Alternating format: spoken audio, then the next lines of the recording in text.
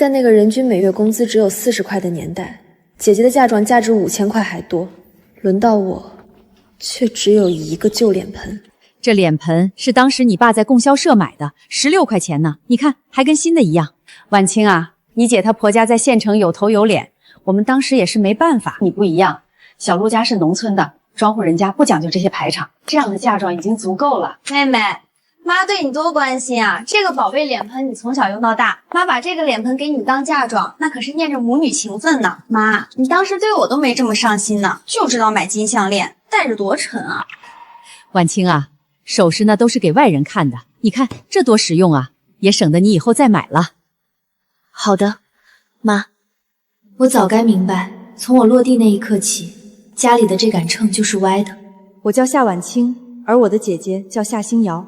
妈妈说生姐姐的时候特别顺利，她没怎么受罪。今天天气这么好，这孩子长得也漂亮，不如就叫她夏星瑶吧。好啊好啊，就叫夏星瑶。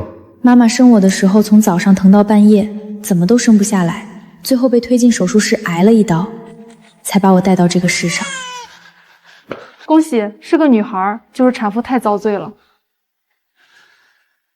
你妈为了你可受了大罪了。他爸，你给他取个名字吧。好。老大叫星瑶，这个就叫婉清吧。姐姐叫星瑶，是爸妈翻了3天的字典取的。我叫婉清，是我爸看着窗外的一碗清水随口起的。不仅是名字，从小到大，我和姐姐事事都不一样。星瑶，快吃！今天你爸专门去镇上割的肉，1斤呢。妈，我也想吃肉。你姐正长身体呢，肉给她吃。你一个小丫头片子，吃那么好干什么？妈，你炖的肉比学校食堂的好吃多了。好吃你就多吃点，锅里还有汤，一会儿给你泡饭。哎呦，还是烫！他爸，再去卫生店叫王大夫来一趟。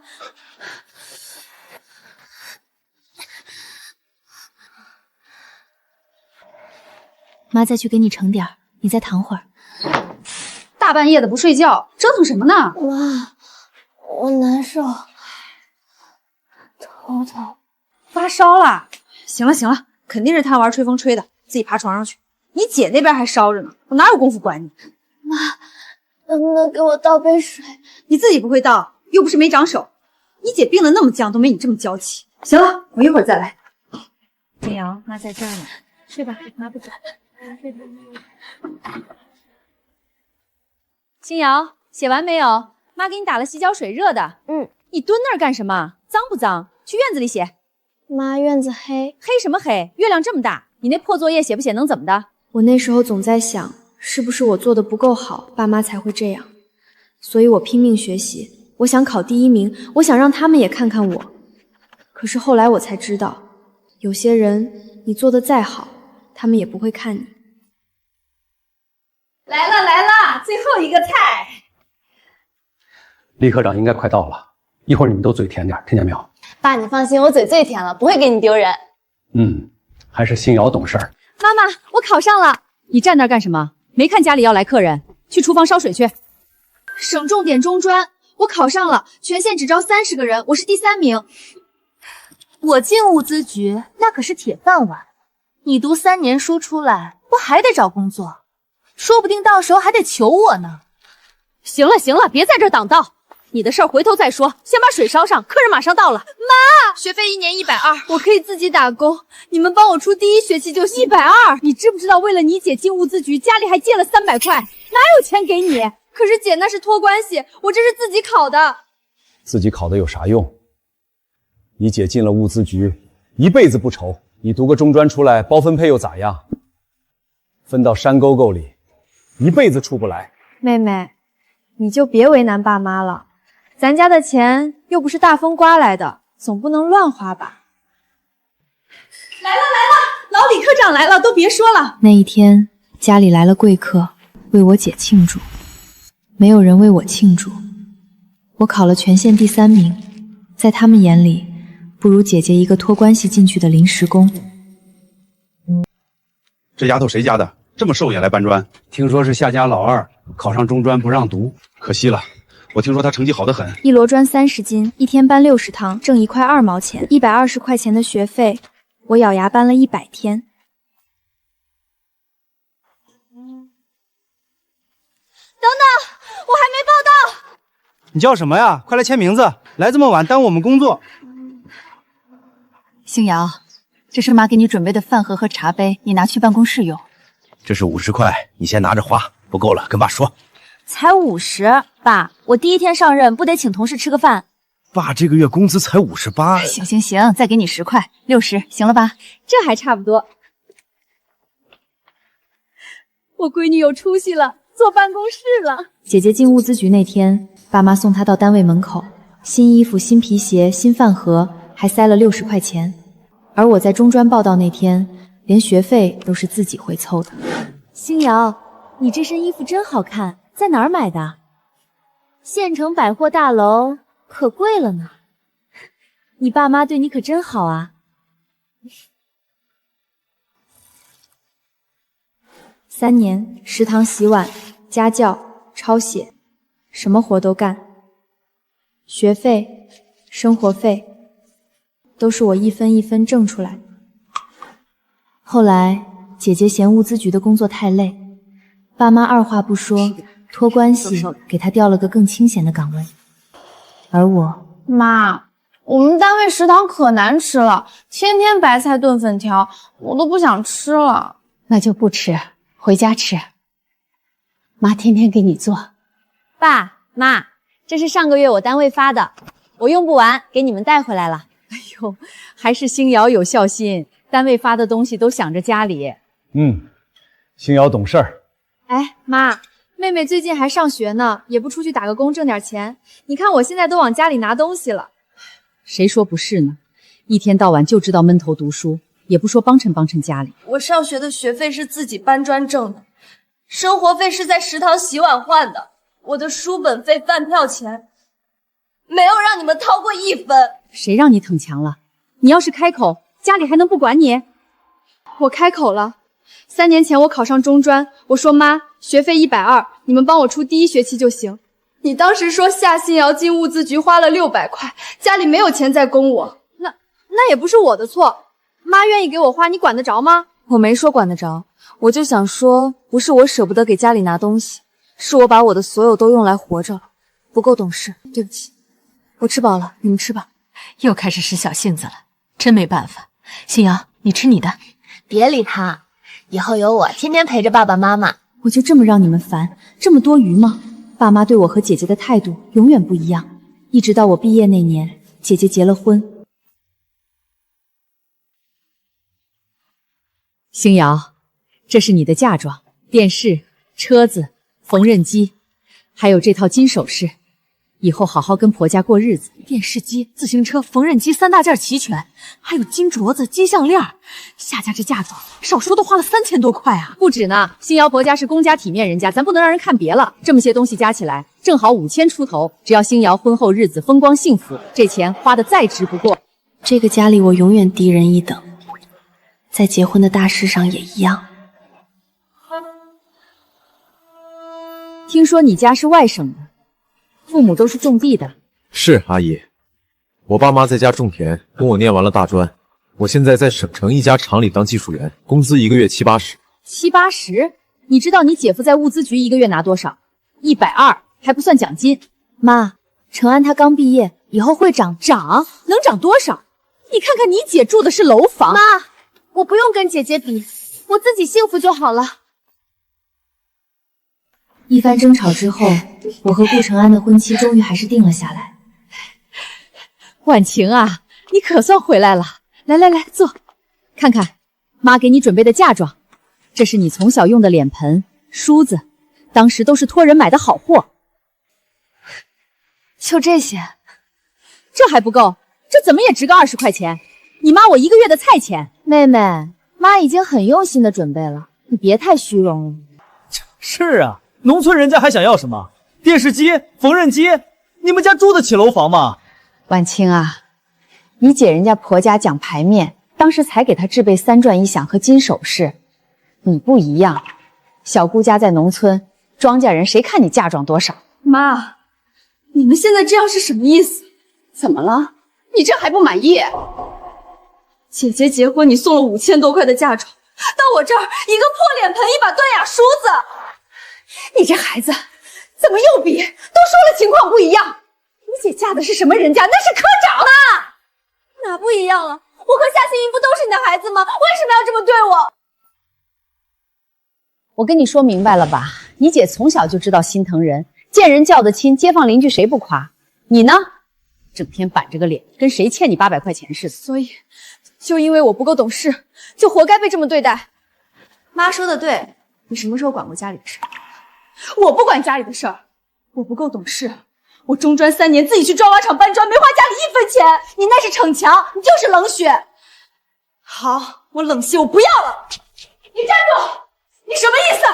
不要了，嫁妆不要了。你什么态度？我好心好意给你准备。不配你的好心好意，你准备的嫁妆我不要了。程安，你说我是不是真的特别不懂事儿？谁说的？我妈说的。说我从小不知道心疼人，眼里没这个家，只顾自己。说姐姐出嫁给5000块，到我这儿就剩一个豁了口的破脸盆，是因为我不配。你搬砖的时候，在食堂洗碗的时候，谁心疼过你？债是你自己扛的，学是你自己上的，没给家里添一点麻烦，这叫不管家里，这叫只顾自己。你听我说，你不是不懂事，你是太懂事了，什么都自己扛。别人不心疼你，我心疼；别人觉得你不够懂事，我不觉得。你把你该做的都做了，不该你做的也扛了，已经够了。可我姐什么都不用做，就能得到一切。那是他的运气，不是你的错。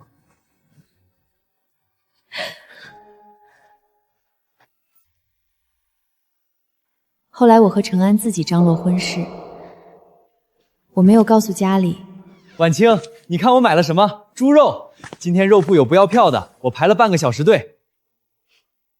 那晚上包饺子？行，那咱们先去瞧瞧办喜酒用的饭店。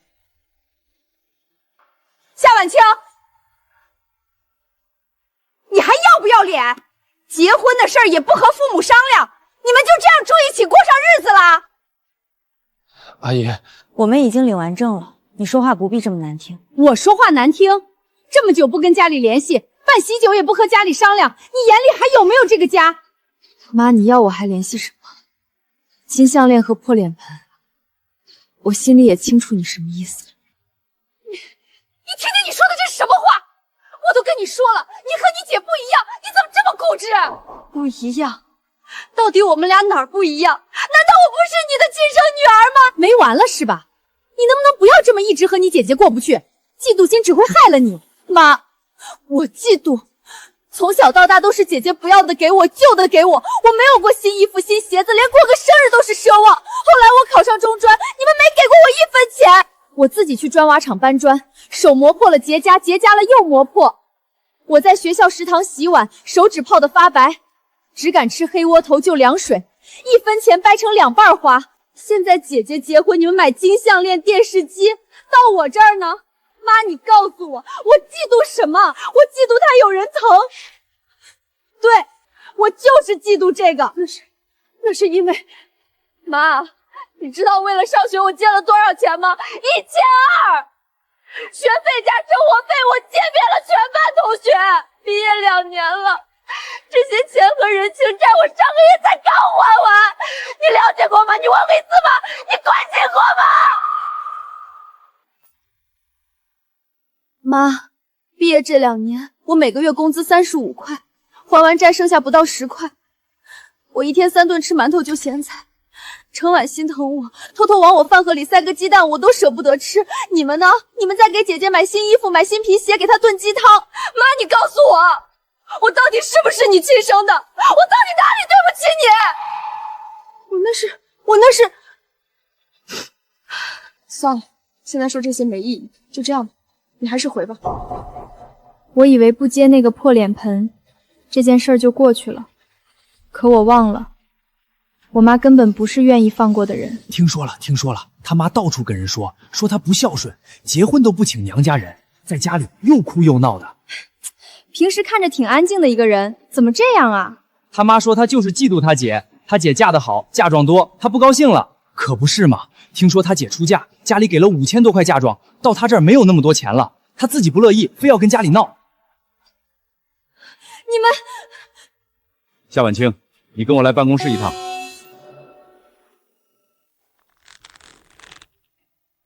小夏，我也不跟你绕弯子了，你家里那些事儿，厂里都传遍了。你妈到厂里来找过领导，说了不少。马主任，不是他们说的那样，我妈她……小夏，谁对谁错，我也管不了。你是咱们车间的一员，你的一举一动，工友们都看着。你家里闹成这样，厂里也受影响。上个月你请假，车间耽误了不少进度。厂里研究过了，你这1年的评先先取消了，以后注意影响。取消评先？马主任凭什么？我今年的产量是全车间第1，次品率最低。我带的新人3个月就能独立上岗，这些你们都看不见吗？小夏，我说了，不是因为你的工作能力。那是因为什么？因为我妈到处说我不孝顺。马主任，那些话都是假的。小夏，我不听这些，你家里的事儿你自己回去处理。厂里不是法院，不分谁对谁错。小夏，你是个好苗子，技术过硬，干活也踏实。但现在这种情况，说到底还是你没有处理好家里的事儿。名声问题也是评先的重要标准啊。好，以后我不会让工作再受影响。知道了，去吧。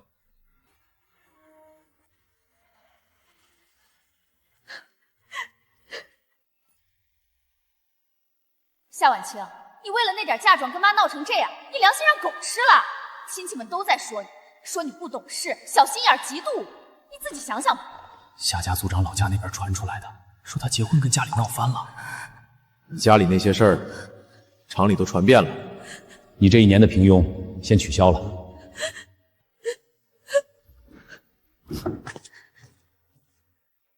晚清，先吃饭吧，饿了1天了。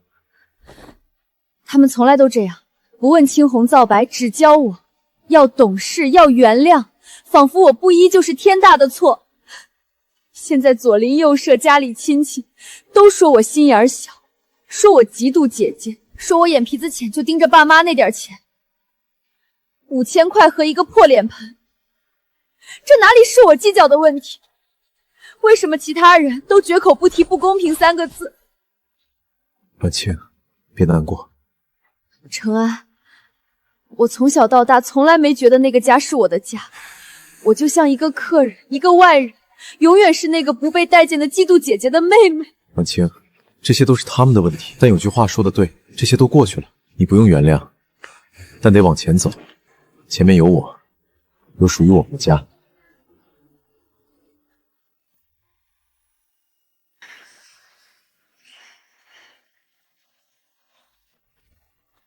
今天怎么了？话那么少？没什么，就是觉得不和家里联系之后，心里反倒踏实了。别想太多了，说不定哪天你妈自己就想通了，来找你。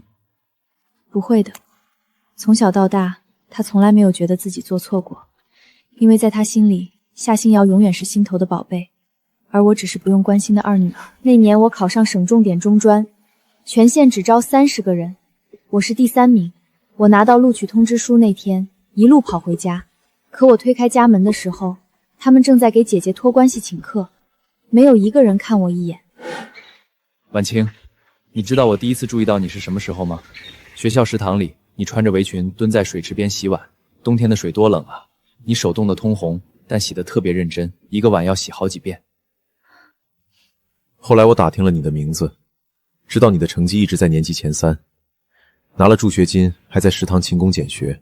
我当时就想，这姑娘真不容易。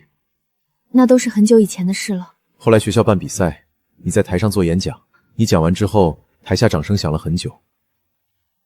我从那个时候就知道，你不是一般人。我都不记得了。我记得，那天你站在台上的样子，比任何人都好看。所以你从一开始就知道我家里……所以我知道，你走到现在有多不容易。婉清，你听我说，你已经够好了。不过，我也心疼你这么多年来过得这么苦。心疼我？20多年来，你是第一个跟我说这些话的人。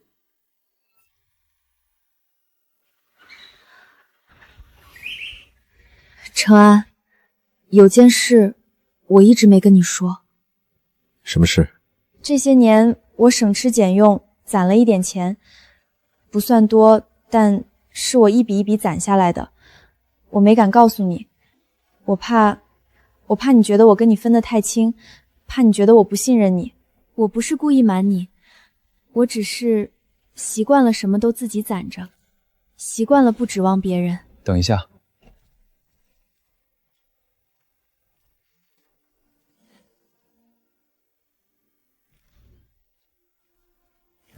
这是我从上班到现在攒的，这是我每个月的工资，78块，厂里发的奖金，还有加班费，一共存了600块。这是工业券，攒了大半年，想给你买块手表的。我知道这些钱不多，但我想让你知道，我的东西都是你的。婉清，你攒的钱是你的，我的钱也是你的，咱们以后不用分那么清楚。你瞒着我，我不怪你。程安，你不觉得我太计较了吗？我跟你说存款的事儿，就是想让你知道，我不是想跟你分你我。你跟我分什么你我？我巴不得你把我的也拿去。你以前一个人扛，以后不用了，有我。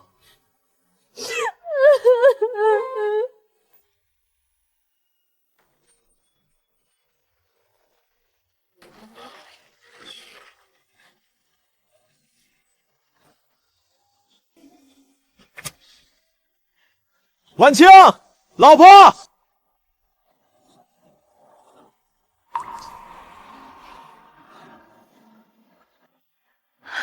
你回来了，自行车。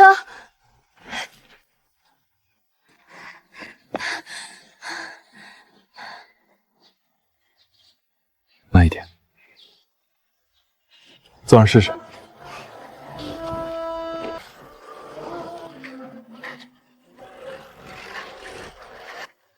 怎么样，坐着舒服吗？周末我就骑着它带你去赶集。程安，有你在真好。日子一天天过去，我和程安的婚期越来越近，放下心结的我满心都是期待。婉清，我们的婚期定下来了，你爸妈那边要不要跟他们说一声？不管他们来不来，也算尽到一份心意。不用了。他们要是真的关心，自然会主动问。既然一直没问，就是不在乎，也就没必要特意通知了。以前我总拼命想得到他们的认可，拼命讨好，可最后只换来失望。从今往后，我不想再纠结那些不值得的人和事，我要好好爱自己，好好和程安过日子。往后的日子，只为自己而活。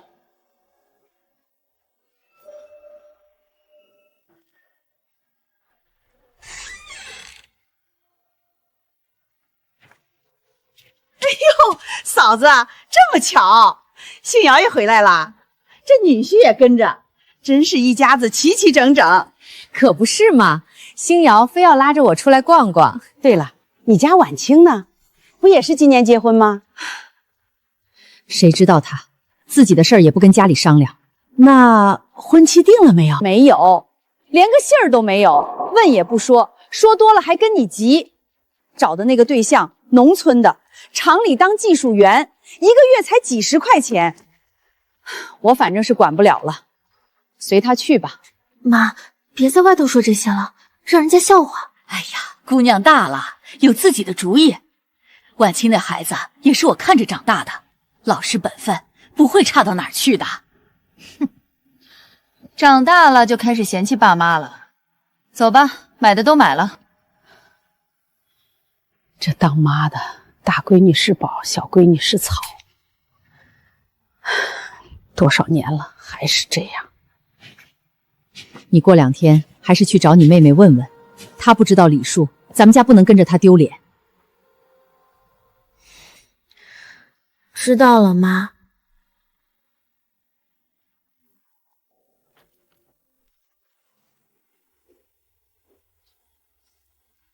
你们怎么来了？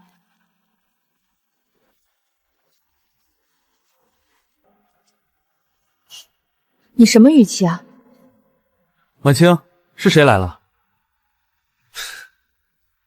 妹夫，你这房子也太小太旧了。行了行了，坐下吧。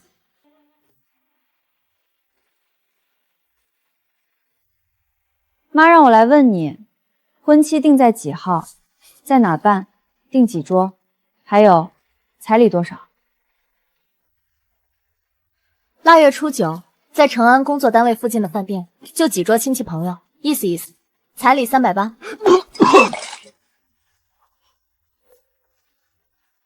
380，我没听错吧？妹，这也太少了点吧？志峰当初光见面礼都不止这个数。我说妹夫，你这就不对了。娶媳妇儿是一辈子的事儿，该花的钱不能省。我们单位小张去年结婚，光彩礼就给了2斤，你这说出去不怕人笑话？我们工人家庭有多少钱办多大事儿，不偷不抢，不丢人。不丢人？妹夫，你这话说出来自己不脸红吗？姐夫，我们花自己的钱，那些靠家里撑排场的都不嫌丢人，我们有什么好丢人的？你这话什么意思？说谁靠家里？夏婉清，志峰好心好意问你，你阴阳怪气给谁看？我说我们花自己的钱不丢人，我说错了吗？没什么事，你们就先走吧，我就不送了。夏婉清，你这是什么态度？走就走，夏婉清，你以为你这破房子我很愿意来吗？这穷酸样也好意思结婚？星瑶，你妹跟你比，差的不是一星半点儿。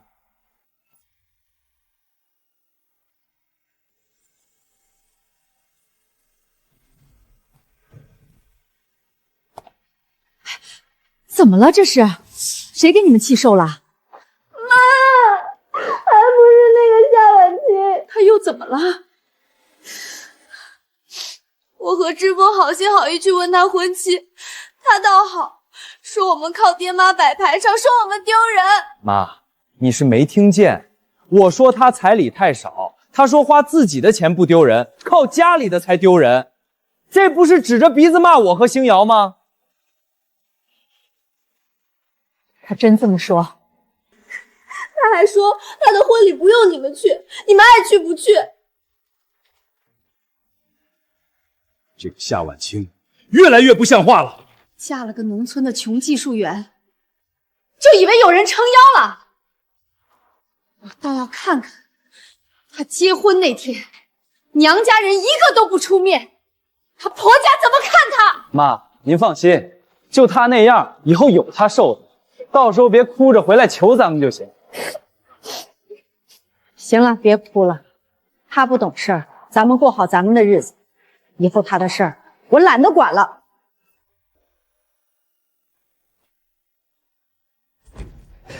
婉晴，我回来了。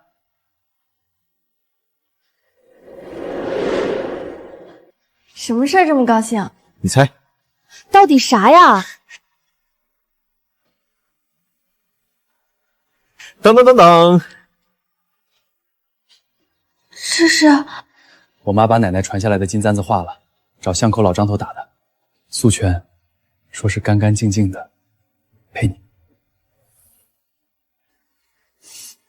程安，这是我这辈子收到的第一份真正属于我的东西。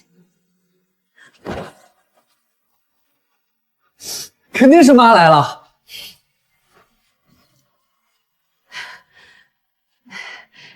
没打扰你们吧？阿姨，您来了，快进来坐。婉清，来，试试妈给你做的衣裳。阿姨，这是您亲手做的？我手艺不好，你别嫌弃。家里条件差，买不起现成的礼服，我就想着自己动手做一件。你放心，用的布料都是最好的，我比着程安她表姐的身量做的，也不知道合不合身。你去里屋试试。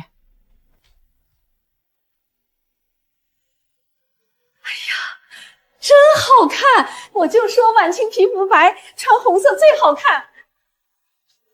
妈，您手艺真好。领口这里我拆了3回，就怕不合适。还好，还好。阿姨，您辛苦了。婉清，阿姨跟你说句掏心窝子的话，你们家的事儿，程安都跟我说了。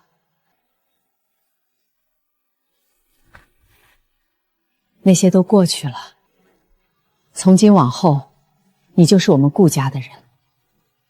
阿姨没别的本事，但阿姨跟你保证，到了顾家，没人会委屈你。程安要是敢对你不好，你告诉我，我第一个收拾他。妈，我哪敢啊！你闭嘴！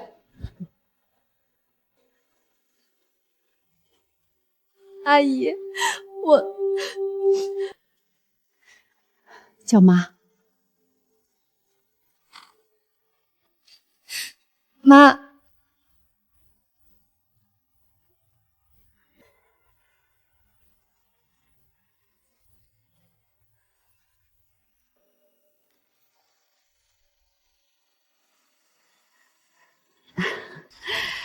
星瑶这身红毛衣真好看，新买的吧？那可不，志峰上个月从省城带回来的，纯羊毛的，花了好几十呢。志峰有出息，星瑶有福气啊！那是，志峰最近还在扩展项目呢，一个月挣这个数，300块，了不得！对了，嫂子，婉清那边婚期到底定在什么时候啊？怎么也没听你们提过？不知道。那也不能一直拖着呀，姑娘家大了，早点办了好。拖？我看他是不好意思办。你们想想，嫁个农村的穷技术员，连彩礼都拿不出手，娘家又没人愿意去，他拿什么办？怎么请客？谁给他场面？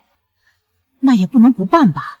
我告诉你们，他夏婉清要是识相，就自己乖乖回来认个错，求我们出面，不然这婚他别想结利索。没有娘家人到场，他婆家能高看他一眼？他敢办？办了我都不去。嫂子，话不能这么说，再怎么着也是你闺女。我闺女，她眼里有我这个妈吗？你们看着吧，到最后还不是得回来求我。就是妈，您别急，婉清那个人您又不是不知道，嘴上硬，真到事儿上还是得靠家里。他以为他翅膀硬了，离了这个家，他什么都不是。哎，三叔你别碰，那个是妹妹的嫁妆，一会儿还得给她送过去呢。嫂子，这就是你给婉清准备的嫁妆？怎么了？不够啊？这盆都磕成这样了，底下的花都没了，这能用吗？怎么不能用？又不漏水。婉清从小就用这个，用惯了。这梳子断了多少根齿了？你看看，这还能梳头吗？断几根齿怎么了？又不是不能用。嫂子，你给星瑶准备了多少嫁妆？我记得加起来有5000多块呢。到婉清这儿就这些东西，这也太什么太？星瑶嫁的是什么人家？科长的儿子。婉清嫁的是什么？一个穷打工的。我给她准备那么多就不错了，还想要什么？二姑你就别劝了，我妈对婉清够好了，是婉清自己不知足。您看她那个脾气，见人连句好听的都不会说，谁愿意亲近她呀？星瑶，我今天把话撂这儿，她夏婉清不来跟我低头，我就不去。嫂嫂子，你怎么还在家呀？你家婉清这婚礼办的可真热闹。你说什么？婚礼？今天？可不是今天嘛，腊月初9啊！你们不知道？饭店里都坐满了，我还看见程安他爸妈在门口迎客呢，笑得合不拢嘴。嫂子，你不是说婉清会来求你吗？这怎么直接办上了？他真敢自己办。妈，夏婉清可真有本事啊！走，赶紧走！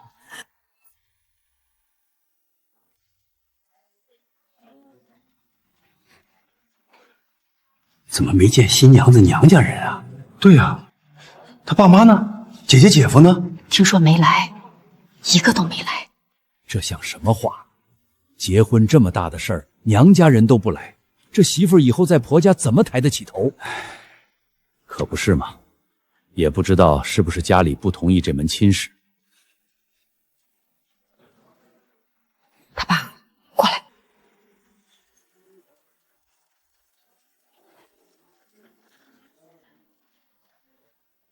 婉清，走，跟妈上台。从今往后有妈在，谁也不敢说什么。对，走，爸陪着你。下面请新人向父母敬茶改口。那个新娘的父母，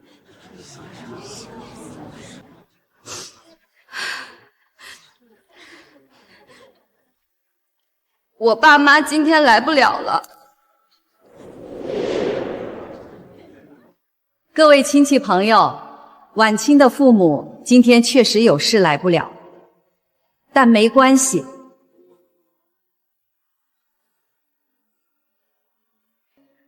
从今天起，婉清就是我亲闺女。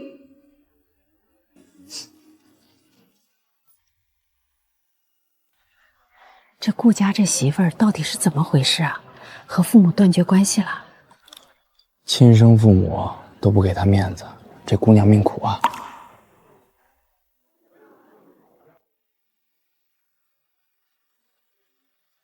婉晴以前没得到的疼爱，我给；她受过的委屈，我补。谁要是敢欺负她，我第一个不答应。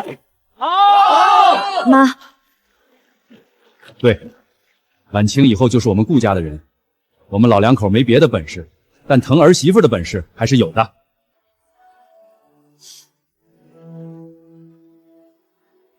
谢谢爸，谢谢妈。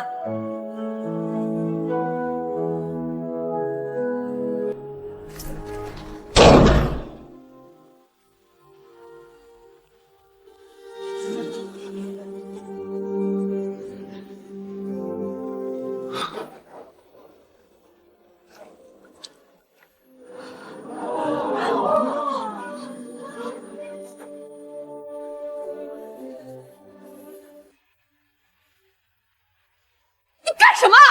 你谁呀你？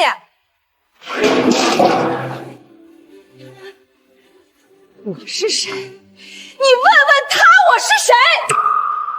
夏婉清，你长本事了！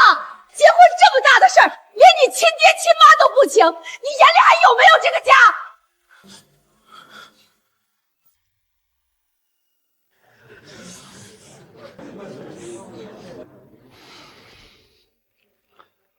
阿姨，有话好好说。夏婉清，就为了个嫁妆，你要闹到现在这样？这是什么？哪儿来的？我说怎么不敢让我来呢？原来是偷了我的东西！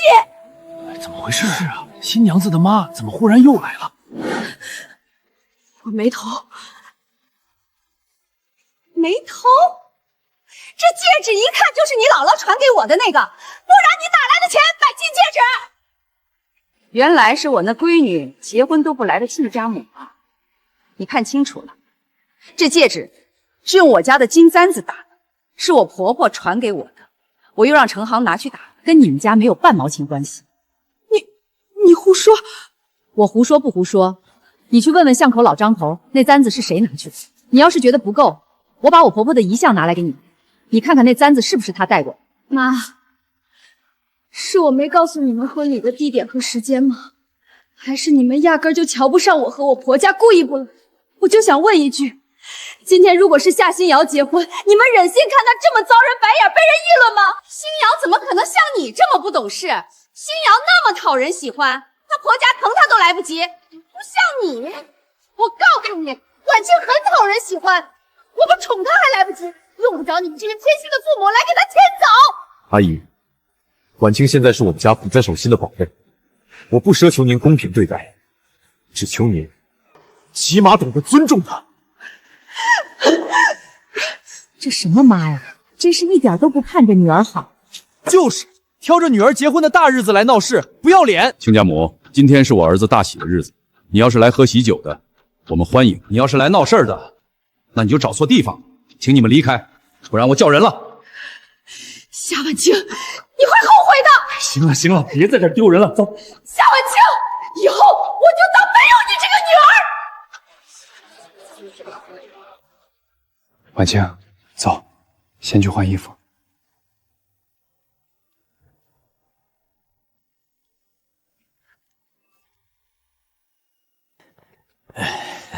快进来，累了一天了吧？婉清，快坐，一路上累坏了吧？婉清，妈跟你说，这房子是专门租的，离你厂子近，走路10分钟就到。以后你上下班不用那么赶了。妈，您是为了我？一家人不说两家话。你上班辛苦，妈心疼，住这儿方便，妈也能照顾你。婉清啊，一切都过去了，从今往后，这就是你的家，妈在哪儿，你家就在哪儿。知道了吗？妈，那我呢？我上班远啊。你大小伙子多走2步路怎么了？你看看，这才刚进门，我在家的地位就没了。要是程安敢欺负你，你就告诉妈，妈替你出气。妈，我哪敢啊？你最好不敢。贴心话以后再说，刚结婚，人两个累了一天了，让婉清早点歇着吧，咱们也睡觉去。你别催，我话还没说完呢。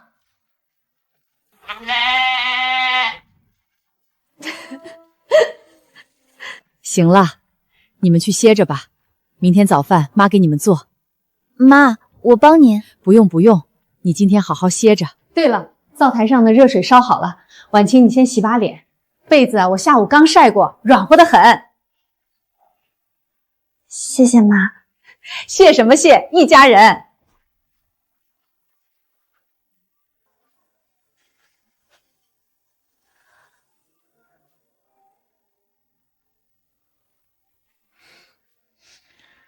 你别见怪啊，我妈那个人就是有点唠叨。怎么会呢？程安，我这辈子从来没有人对我这么好过，这被子真软和，比我从小到大盖过的任何被子都暖和。我妈，我亲妈，从来没给我做过一床新被子，我盖的永远是我姐剩下的，棉花硬得像铁板。婉清，都过去了。都过去了。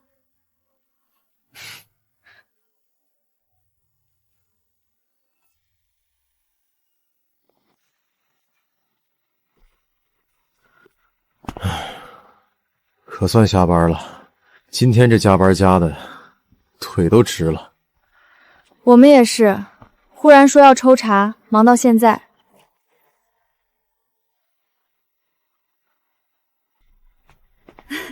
回来啦，妈，您还没睡呢？你们没回来，我哪睡得着？妈，这么晚您还炖肉了？是啊，炖了点肉给你们补补。婉清，你先尝尝，炖了2个多小时了，烂乎了。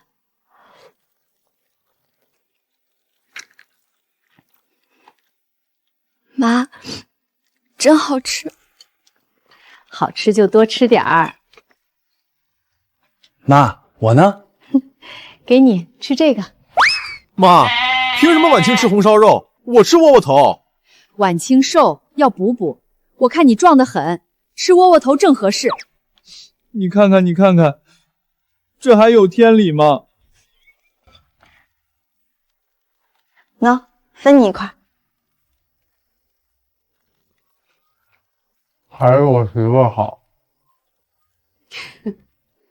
你就惯他吧。妈，你也吃。真是闺女好啊，比我家这小子会体贴人。结婚后，我彻底断了跟娘家的联系，但却觉得前所未有的轻松，因为我以后再也不用担心没人疼了。日子一天天好起来，厂里效益不错，我和程安的工资都涨了。我们盘算着再攒2年，就和房东商量将现在的房子买下来。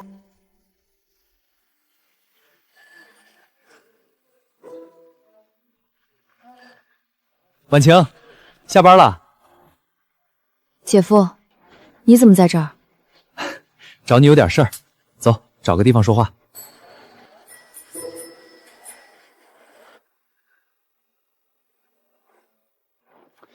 这人多嘴杂，就去旁边那个小饭馆，行了吧？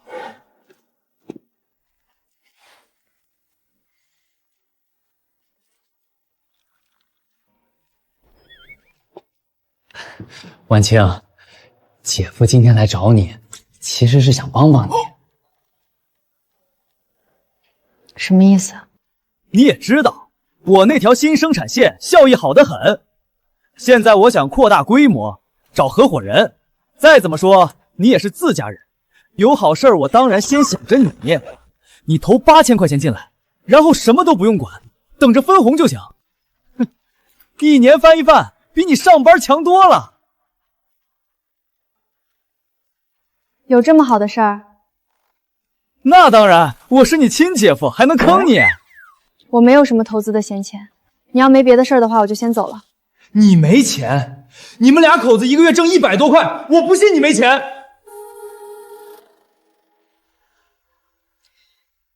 你就直说吧，到底怎么了？厂子最近周转有点紧，你借我一点，等我缓过来，马上连本带利还你。我就知道你还是去找别人吧，我借不了。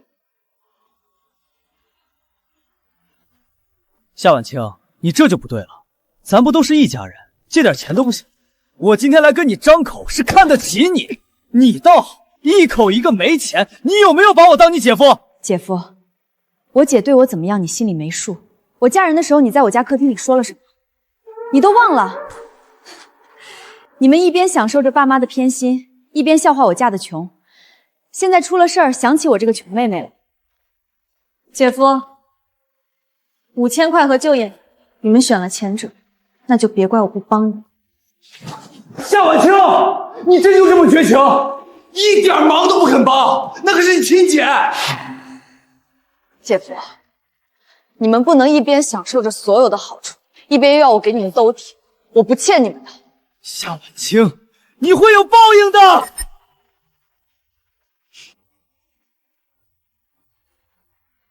报应，姐夫，看看谁的报应先来吧。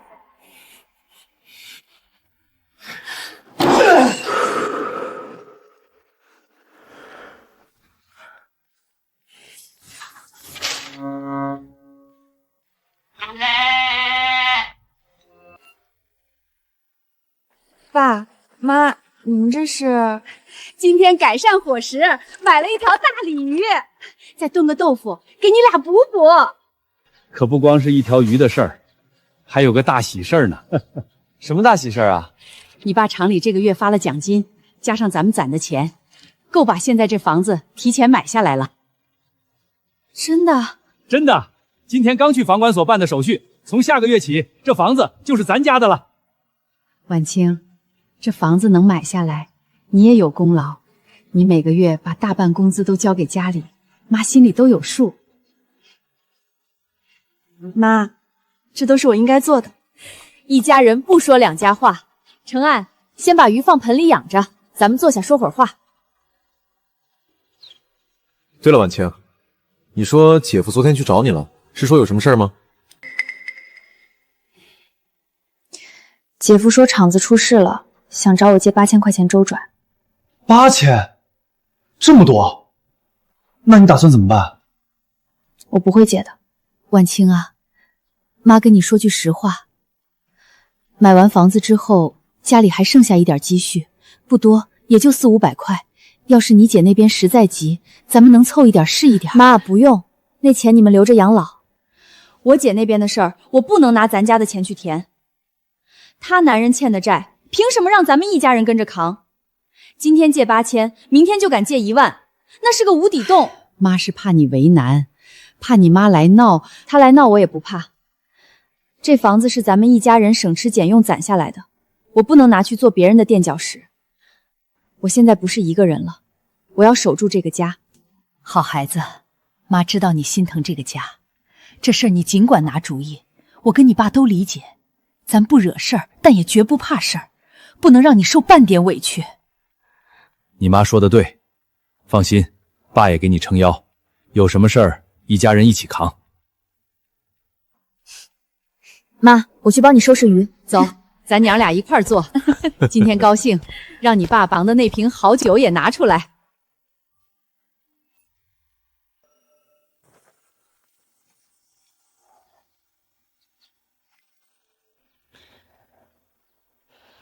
你怎么来了？你怎么这么晚才回来？我来看看你的新房，买了这么久，我还没进过门呢。进来吧。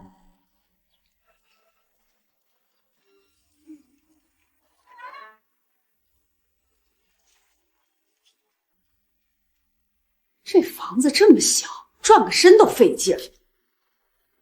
客厅也没个窗户，一天到晚见不着太阳，住久了要得病的。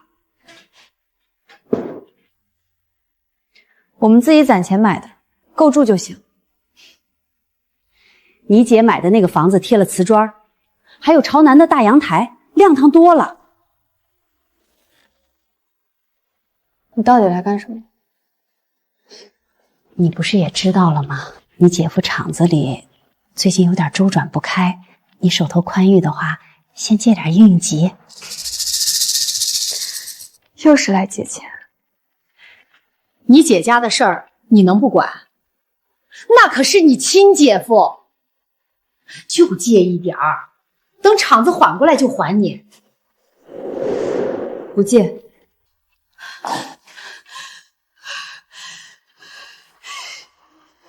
你这孩子怎么这么狠心？我可是你亲妈呀！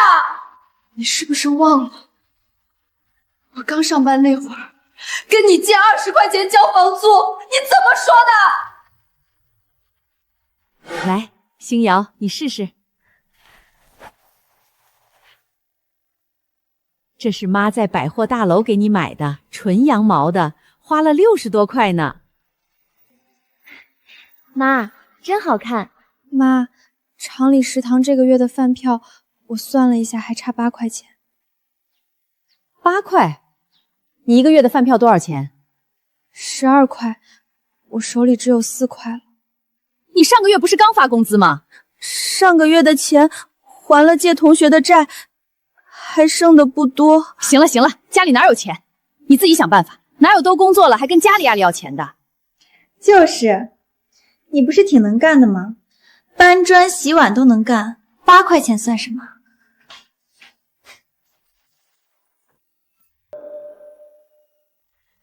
你说家里没钱，让我自己想办法。你知道我那时候怎么过的吗？我连着吃了1个月馒头就连菜，1顿热乎饭都没舍得吃。那时候家里确实困难，你姐刚结婚，花了不少钱。你不一样，你从小就懂事。我懂事，之前你不是说夏新瑶才是从小就懂事吗？婉清，一家人不说两家话，以前是妈不对，可现在你姐夫是真遇上难处了，那就当帮帮你姐，借一点，多少都行。他那厂子到底是为什么周转不开？就是进了一批原料，质量不太好，做出来的产品有点问题。什么问题？就是做的灯泡炸了几个。灯泡爆炸，有人来闹，说要赔钱，也不知道是不是讹人的。陈志峰拿次品原料做灯泡，不是，他也不知道那原料有问题，供货商骗了他，他也是为了厂子好，想着多赚点钱。妈，你别跟我说这些，他图便宜的时候不想想后果，现在出事了，让我来填窟窿。我结婚那天，你连一把新梳子都不舍得买。姐姐结婚，你给了5000多块，你给姐姐买60多块的呢子大衣，我连8块钱的饭票都拿不出来。你跟我说自己想办法，转头又跟亲戚说婉清聪明能干，不用我操心。我聪明能干，就该活该死我，活该被你们召之即来，挥之即去。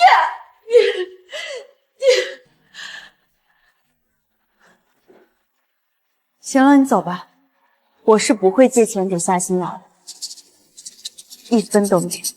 你要气死我是不是？你姐姐就快破产了，你姐夫可能要坐牢，你良心过得去吗？他破产关我什么事？他拿着5000多块的嫁妆，住着楼房，骑着摩托车，他破产了，凭什么让我来填？他不是有房子吗？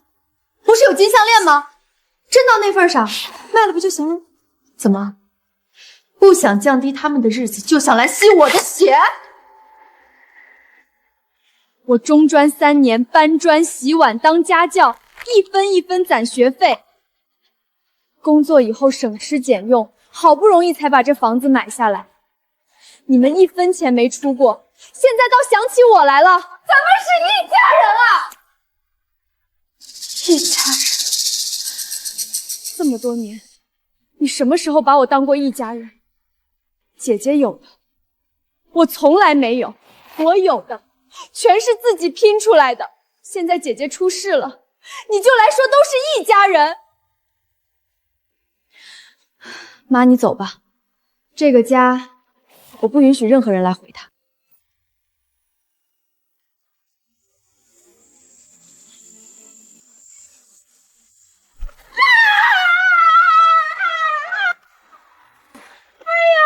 不活了，亲生女儿要逼死亲妈了！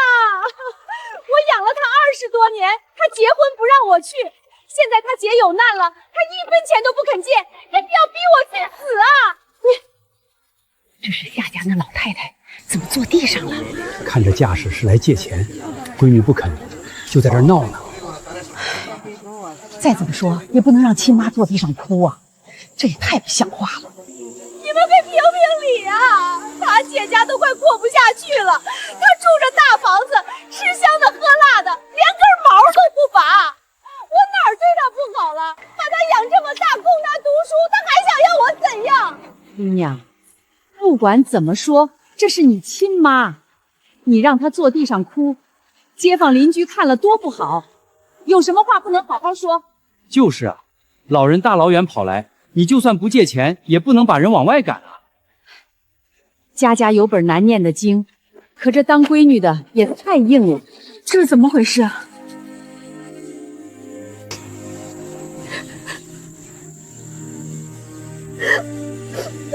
妈，你来的正好，看看你这个儿媳妇，你看看她是怎么对我的！我大老远跑来，她连门都不让我进，还骂我偏心。婉清，不哭，有妈在。亲家母，你先起来，地上凉，别在这儿做样子。我做什么样子？我女儿不孝顺，我连哭都不能哭了。你们顾家就是这么教儿媳妇的？各位邻居，我家婉清嫁过来以后，每天早上6点起来上班，晚上加班回来还要帮我做饭。他省吃俭用，每个月把大半工资交给我。这房子是他们小两口和我和他爸一起攒钱买的，不是他娘家给的。他娘家的事儿我本不该多嘴，但今天我得说两句。婉清结婚的时候，他娘家一个人都没来，陪嫁就一个豁了口的破脸盆。但2年前他姐出嫁，娘家给了5000多块嫁妆。这些事邻居们不知道，但我都知道。那个不一样，有什么不一样？两个都是你闺女，你把一个捧上天，一个踩在泥里。现在捧上天的那个出了事儿，你就来踩在泥里的这个要钱。亲家母，你摸着良心说，你这么做对得起婉晴吗？亲家母，你走吧。婉清嫁到我家就是我闺女，但你要是再在这儿闹，我就该叫执法队报扰民了。天哪，世界上还有这种妈！可不是，这么狠毒的妈，也怪不得她女儿不认。你们乱说什么？我就来看看我女儿而已，我这就走了。婉清，你受委屈了。妈，他根本不是来借钱的，他是来要债的。他觉得我欠他的。你不欠他的，以后他再敢来，妈去跟他讲理。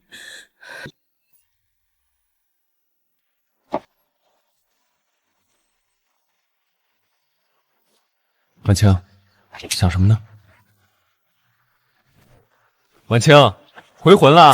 是不是还在想你妈那些话？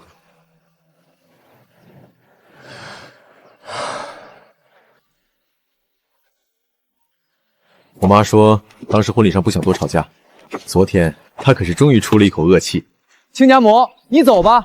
婉晴嫁到我家就是我闺女，以后她的事儿我来管。哎，我从小都没见过我妈这么厉害。妈对我真好。那当然，你也不看看你现在是谁家的人。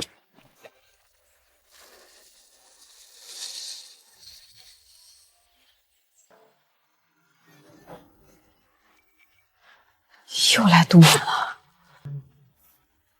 别怕，我在。婉清啊，你可算回来了，我们在这儿等你半天了。婉清，不是当叔叔的说你，你姐都快被债主堵门了，你就真忍心不管？都是一家人，有什么事不能商量？你这也太绝情了。这夏家也是离谱，3番5次的来。哎，就是，哪有这么办事儿的？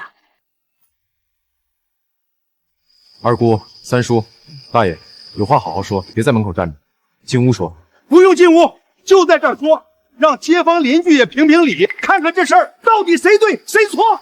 就是婉清，你姐都快破产了，让你帮一下你都不帮，你觉得你做的对吗？婉清啊，二姑父劝你一句，做人做事得给自己留条后路。你今天不帮他，以后你有难处了，谁帮你？所以，今天是来批斗我。什么批斗不批斗的？我们是来跟你讲道理的。那讲道理，我你们从小到大，我妈对待我是什么样的，你们都知道。可你们谁说过一句话？那是你妈的事儿，我们当亲戚的不好管。不好管，现在倒好管了。现在到来讲道理了。今天正好大家都在，我夏婉清把话说清楚。不是我不认亲姐姐，是我这20多年从来没被这个家认过。夏婉清，你当着外人说这些，不怕丢人吗？丢人？我在砖厂翻砖砸断指甲不丢人，我在食堂洗碗手泡的发白脱皮不丢人，我结婚没有一个娘家人来不丢人。现在你们来堵我的门，倒怕丢人了。我今天就把话撂在这儿，借钱的事儿没门，1分都没有。你怎么这么狠心？二姑，你摸着良心说，从小到大夏星瑶有的我什么时候有过？新衣裳、新鞋子、好工作、好嫁妆，全是她的。我有的全是自己拼出来的。现在她出事了，想起我这个穷妹妹了，凭什么？这家人也太偏心了。可不是嘛，这姑娘每天早出晚归的，多不容易啊。婉清啊，三叔知道你心里有委屈，可一家人哪能算这么清呢？一家人，三叔你说的对，一家人不该算这么清。那二姑，你借，你是亲姑姑，帮亲侄女天经地义。你借多少，我跟你学。我哪有钱？你没钱。表哥在厂里当车间主任，姑父在供销社干了这么多年，你跟我说没钱？夏婉清，你少在这胡搅蛮缠！胡胡搅蛮缠的是你们！你们今天来，不就是因为我好欺负吗？因为没有娘家人撑腰，所以你们可以堵我的门，骂我狠心，逼我道歉。婉清，你看看你李毅表姐，人家一个月才48块工资，每个月雷打不动往家寄10块钱，贴补他弟弟，这才是当姐姐的本分。你呢？你亲姐都过不下去了，你连1毛钱都不肯掏，你还是人吗？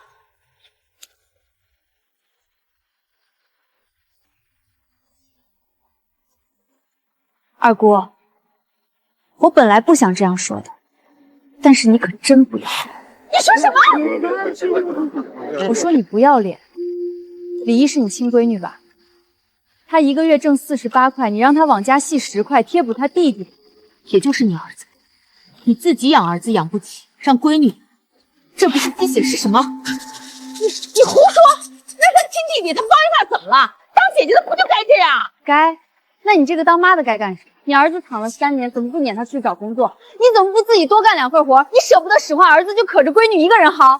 二姑，你可别拿李毅举例子了，你这是拿他的骨头熬他的油，还嫌熬的不够多。妈，你别说了。你说什么？我这不是为咱家好？你弟弟以后娶媳妇不得花钱？为咱家？那我呢？我这件衣服穿了5年了，你看见了吗？我在厂里中午舍不得买菜，就着咸菜啃馒头，你知道吗？你每次打电话来只催我寄钱，从来没问过我一句过得怎么样。我是当姐姐的，可我也是一个活人。妈，你让我帮了3年，我帮了。弟弟起来了吗？没有，他连找工作都不肯去。我再帮下去，他这辈子都站不起来。你这是在害他，也是在害我。从今以后，我每个月只给家里5块钱，够爸买药就行，多的1分没有。弟弟要想娶媳妇儿，他自己挣去。妈，你要是觉得我不孝，那就不孝吧。你给我回来！你这个不孝女！你们要帮夏新瑶，你们自己帮，别来打我家的主意。各位长辈，婉清在我家，没人敢让她受委屈。以前的事我们不追究了，但从今天起，谁要是再让她难过，别怪我不讲情面。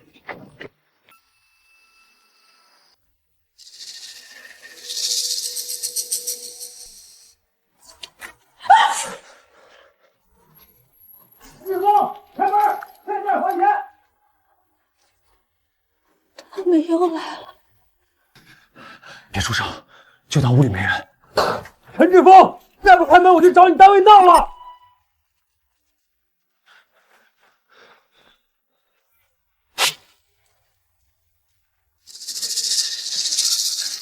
都怪你！说什么？说都怪你！要不是你天天在我耳边念叨，人家谁谁又赚钱了，又换大房子了，我会去搞那个新生产线吗？你现在怪我了？是你自己贪心。我说过让你小心点，你听了吗？你让我小心？你让我小心什么？你只知道花钱！你那5000多块嫁妆、金项链、金镯子，你戴了几天，全拿去换钱了。你有没有良心？那是我的嫁妆，我拿出来给你周转，你现在都怪我了。行了行了，别吵了，吵有什么用？你妹妹那边真的一点希望都没有了吗？妈去过，她1分钱都不肯借。你是她亲姐姐，你去求她呀，跪下来求她。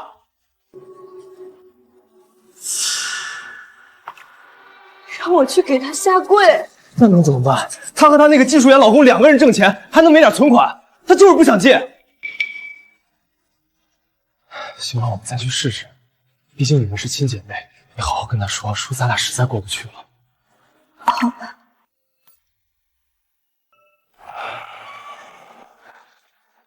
哎，干什么的？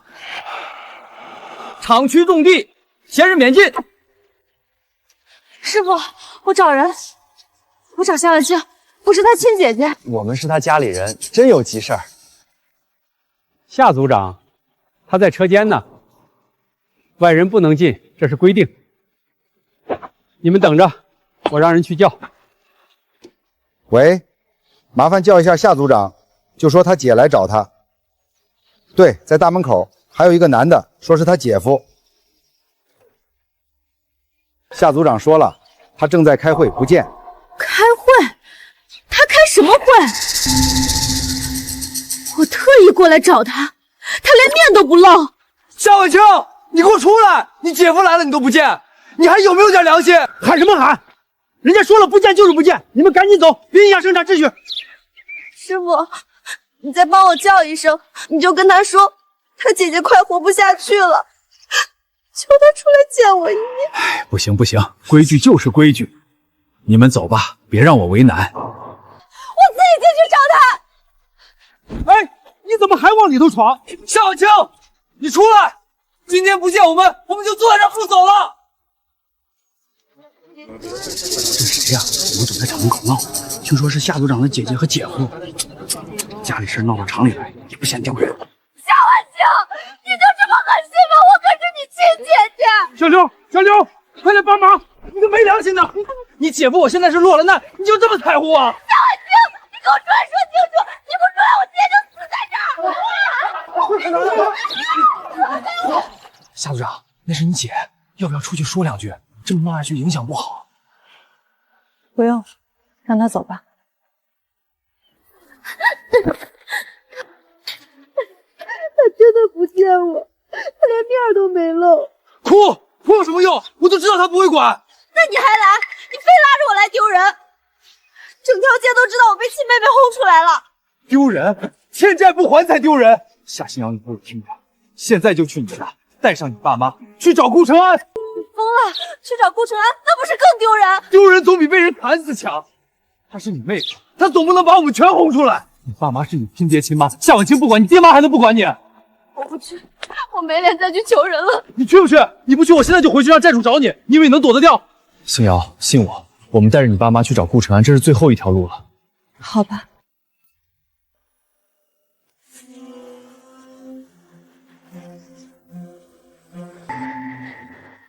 顾承安，你们怎么来了？这是车间，外人不能进。我找不到晚清，他躲着不见我，我只能来找你了。承安啊，你是个明白人，你帮我们去跟晚清说说，让他把钱拿出来，他姐都快过不下去了。是啊，你是他男人，你的话他总该听吧？妹夫，我陈志峰这辈子没求过人，今天我给你跪下了。爸妈、姐夫，这事儿我做不了主。我的工资每月发下来都交给晚清，钱的事儿都是他管。那你去帮我求求他，你是他男人，他总不会连你的话都不听吧？姐，借钱这件事，我尊重婉欣的决定，他愿意借，我没二话；他不愿意，我也不会逼他。一家人有难，你见死不救。你跟他串通好了是不是？你们就是铁了心，1分钱都不掏。这是顾季水源的岳父岳母，好像是为借钱的事儿吵得挺凶的。顾季水源平时人挺好的，这回怎么这么不情？爸妈、姐夫，这里是车间，不是吵架的地方，请你们出去，不要影响我们工作。你让我们出去？顾承安，我可是你老婆的亲妈，你的丈母娘，你把我女儿娶回去就翻脸不认人了。顾承安，你今天要是不给个说法，我们就不走了。当初婉清嫁到我们家，你们当父母的从头到尾没露过面。至于陪嫁，人家闺女出门多少有点体面。婉清有什么？你们只给她一个破脸盆，还要装满水在婚礼上泼她，让她难堪。就这也叫嫁妆？我闺女出嫁，我再穷也得给床新被子。没钱就算了，还要在大庭广众之下让闺女丢脸，怎么有人这么做父母的？可你们给大女儿呢？5000多块，3转1响，金项链、金镯子，半个县城的亲戚都请来喝喜酒。婉清从小到大，你们给过她什么？她考上中专，你们在给姐姐托关系请客，没人看她一眼。她自己搬砖挣学费，连8块钱的饭票都掏不出来的时候，你们跟她说让她自己想办法。你们现在跑到我单位来闹，指着鼻子骂我冷血，可你们想过没有？婉清的心也是你们一天一天凉透的。顾承安，你还有没有点尊卑？我们好歹是你长辈。长辈得有长辈的样。你们拿婉婷当亲女儿待过1天吗？你们要真拿她当闺女，今天就不会站到这里。你少在这翻旧账，我们就问你借不借钱。妈，是你们在逼我们，你们在家里闹，在巷口堵我的门，到成安工厂这儿来撒泼。既然今天撕破脸了，那就别怪我不讲情面。走，去我办公室，咱们一笔一笔把这些年的账算清楚。婉清，姐求你了，你就不能看在咱们是一个妈的份上拉我一把吗？以前是我不对，我给你赔不是行不行？我说过了，不借，1分都不借。要不是爸妈把家底都掏空了，能借的亲戚都借遍了，你以为我愿意低三下四来求你？那还真是对不住了，我也没钱，你找别人去吧。夏婉清，你就是巴不得我死！你从小就嫉妒我，嫉妒爸妈疼我，嫉妒我嫁得好，嫉妒我比你有钱。现在我栽了，你心里乐开花了吧？你说对了，看见你现在这样，我心里可高兴了。夏婉清，你说的还是人话吗？她是你亲姐姐，你就不能有点良心？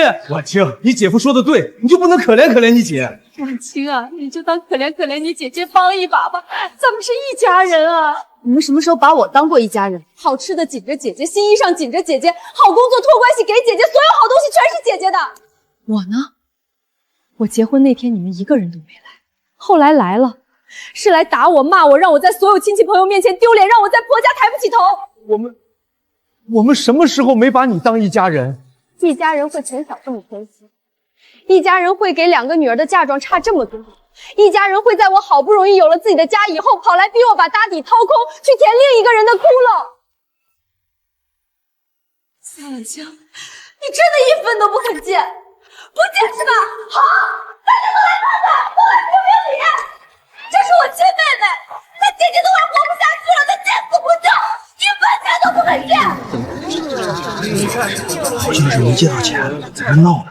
你们说天底下有这种妹妹吗？她姐要被人逼死了，她连看都不看一眼，她还有没有良心？今天就要让所有人都知道，这夏婉清是个什么东西！好啊，你喊得再大声一点，让大家都知道，不是我不认亲，是我这20多年从来没被这个家认。妈，我今天当着这么多人的面问你一句，如果今天欠钱要还债的人是我，你会拿出家里全部的钱来帮我还吗？你会带着一家人跑到单位来闹吗？你不会，因为在你心里夏新瑶是宝贝女儿，就该享福，我生来就是多余的那个用不着管。婉清，你别说了。为什么不说？妈，你还记得我小时候发高烧那次吗？乖，喝完发汗就好了。妈，我也发烧。去，自己洗把冷水脸，我哪有功夫管你？我无法理解你是怎么狠下心，对亲女儿不管不顾，可你却完全忽略我。就算是陌生人看到那么小的小孩子发高烧，也该帮帮忙。我只能自己用冷毛巾擦脸降温。妈，这些事儿我从来没跟你提过，不是忘了，是不敢提，一提就疼。可你今天带着一家人来我单位闹，让我在同事面前抬不起头，这些疼你想过吗？那都是过去的事儿了，你提他干什么？过去的事儿。妈，你刚才还在说一家人要互相帮衬，可你帮过我吗？我求你帮我交学费的时候，你说没钱；我结婚的时候，你拿一个破脸盆打发我。这些事儿对你来说是过去了，对我来说过不去。婉清，你妈那时候也是没办法，你姐刚结婚，家里确实紧张。爸，你别说了，你每次都这样说，我妈总是没办法。可她给姐姐买60多块的呢子大衣的时候，怎么就有办法了？她给姐姐托关系找工作的时候，怎么就有办法了？夏婉清，你说够了没有？你翻这些旧账，不就是不想借钱吗？你直说，你不用在这装可怜。我说了3遍了，不借，是你自己不信，非要带着爸妈来闹，现在闹成这样，你怪我。你就这么恨我，我到底哪里对不起你了？夏新瑶，你没有对不起，你只是从来不知道，你得到的一切是我求都求不来。老王，麻烦你帮我去请一下马主任，就说有人聚众闹事，影响车间正常生产了。婉清，你真要做的这么绝？我们真没想到你心里怨气这么大。不管怎么说，我们是生你养你的父母吧？你就这样找人来赶我们走？生我养我，爸，我从小穿姐姐剩下来的衣裳，学费是自己搬砖挣的，生活费是在学校食堂洗碗换来的。你要我今天当着这么多工友的面，把这些年的事儿一件一件掰扯清楚吗？你够了！你就是想逼死我！妈，你看看他。我不想逼死你，可我不是救苦救难的观世音菩萨。姐，你都30多岁的人了，不能再像小孩子一样只靠别人了。就是你把我闺女带坏的。她以前不是这样的，你挑拨我们母女关系，你不是人。妈，婉清从来没变过，是你们一直没看见她。你就让她这么跟你妈说话，你就不管管？妈，程安说的是实话，我从来没变过。小时候我听话，你们看不见我；长大了又怪我冷血，我到底怎么做你们才能满意？夏婉清，你就是看不得我好，我现在落魄了，你满意了？姐，我不嫉妒你，我心疼过你，可你从来不需要我心疼。你有妈有爸，有5000块的嫁妆，我呢，我只有自己。你少在这装可怜，老子今天把话撂这儿，你要是不借钱，我就天天来你单位坐着，我看你脸往哪儿搁。让开！你们几个怎么回事？闹了一下午了，还没闹够？我是来找我闺女。小夏，这是你家里人。马主任，他们来借钱，我没借，就在这儿闹。这位大姐，这是工厂，不是你们家客厅，你们在这儿闹，影响工人生产，影响厂里秩序。我已经叫了街道执法队的同志来，你们要是有家庭矛盾，回家说，或者去居委会、派出所，在这儿不行。你就是陈志峰？你们认识我？陈志峰，你涉嫌集资诈骗，几个债主已经联合报案，这是逮捕证。跟我们走一趟。不是，我就是欠了点钱，我没诈骗。少废话！你以厂子周转为名，骗了10几个人集资，现在他们联合要告你，你以为躲得掉？志峰，你们搞错了，他没骗人，他就是生意失败了。是不是骗？回去调查清楚就知道。你再拦，算妨碍公务。经理，救救我！去找你妈，去找你妹，让他们拿钱赎我！求求你们了，放了他吧，他真的不是骗子，求求你们了，婉清，求求你救救他吧，之前都是我的错。婉清，你看看你姐，她都给你磕头了，你还不管，你还是人吗？夏婉清，你就眼睁睁看着你姐夫被抓走，你姐都跪下了，你就这么狠心，你还有没有良心？够了！当着执法队员的面撒泼，我警告你们，这是工厂，你们闹下去，你们3个一块带走，妨碍公务，扰乱生产秩序，够你们吃几天公家饭的。夕阳，走吧，我们走。婉清，你真的不认妈了？妈，这么多年了，你让我喘口气吧。小夏，你家里这些事儿我大概都知道了。马主任，对不起，给厂里添麻烦了。别说这个，谁家没点难事儿？你的工作成绩不是你妈闹几次就能抹掉的。这是今年的考优推荐表，你再填一次吧。上次考优取消是厂里不了解情况，只听了一面之词，我会跟上面如实反映情况的。马主任，谢谢你。谢什么？你应得的，好好干，别让家里事儿把你压垮了。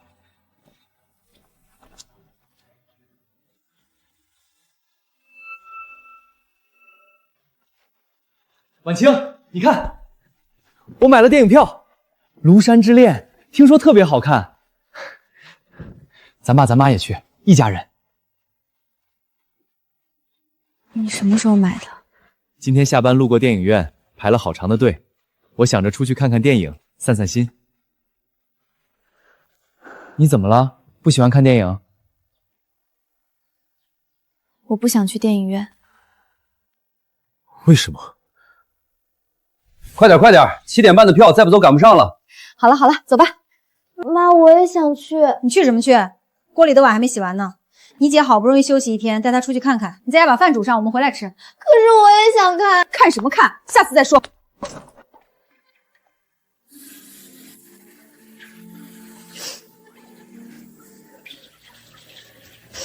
小时候他们去看电影，把我一个人扔在家里洗碗，我怕黑，洗完碗只敢马上缩进被子里。从那以后，我就不爱去电影院了，总觉得那里不是我的地方。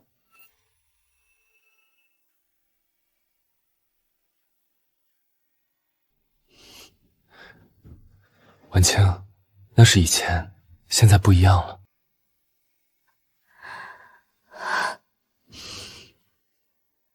以后你想去，我陪你去；你不想去，咱就不去。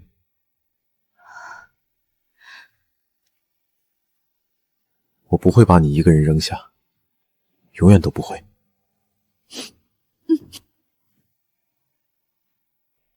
不去电影院了，周末我带你去公园逛逛，晒晒太阳。咱爸还想去钓鱼呢，我们一家人在哪里都行。那票不浪费了？票又不贵，浪费就浪费了。我媳妇儿高兴，比看10场电影都值。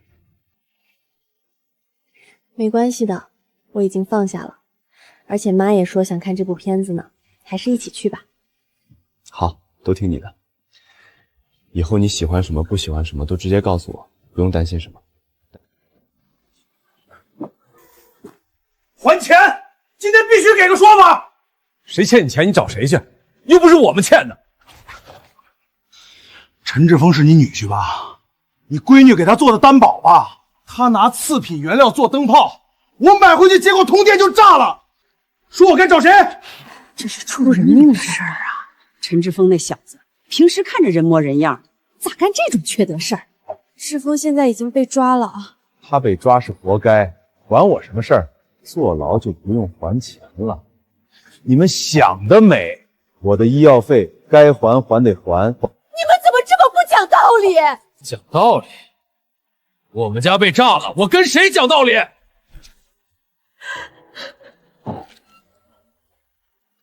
这老吴可是这条街上出了名的狠人，欠他钱可没好果子吃。可不是嘛！现在那个陈志峰也进去了，这一家子怕是要倒霉了。放开我！你放开我！放开我！放？行啊，把钱拿出来我就放。陈志峰欠我的，今天少1分都不行！你撒手！撒手！他还是个孩子，有什么事你冲我来！你给我1周时间，我这就去找亲戚借。我娘家兄弟，我姑妈家挨家挨户去借，砸锅卖铁也凑给你。亲戚朋友凑一凑，再宽限宽限。老子没那么多时间给你们，就后天。后天我再来。要是再见不到钱，到时候我可说不准会干什么。走。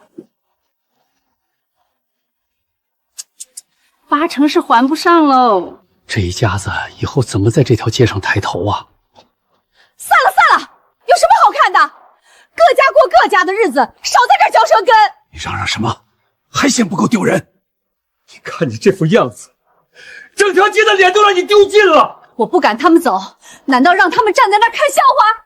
你刚才怎么不说？现在星瑶欠一屁股债，本来我还能指着婉清养老的，还不都是你非要苛待他？现在可好，全没了，全让你给做没了。妈，我对不起你们。别哭了，妈就是跪着求人也得把钱凑出来。嫂子，按理说吧，你家这事儿得找婉清才对，她毕竟是你们亲生的，再怎么着也不能不管。他巴不得我死，我去他单位，他连面都不露，还让门卫轰我走。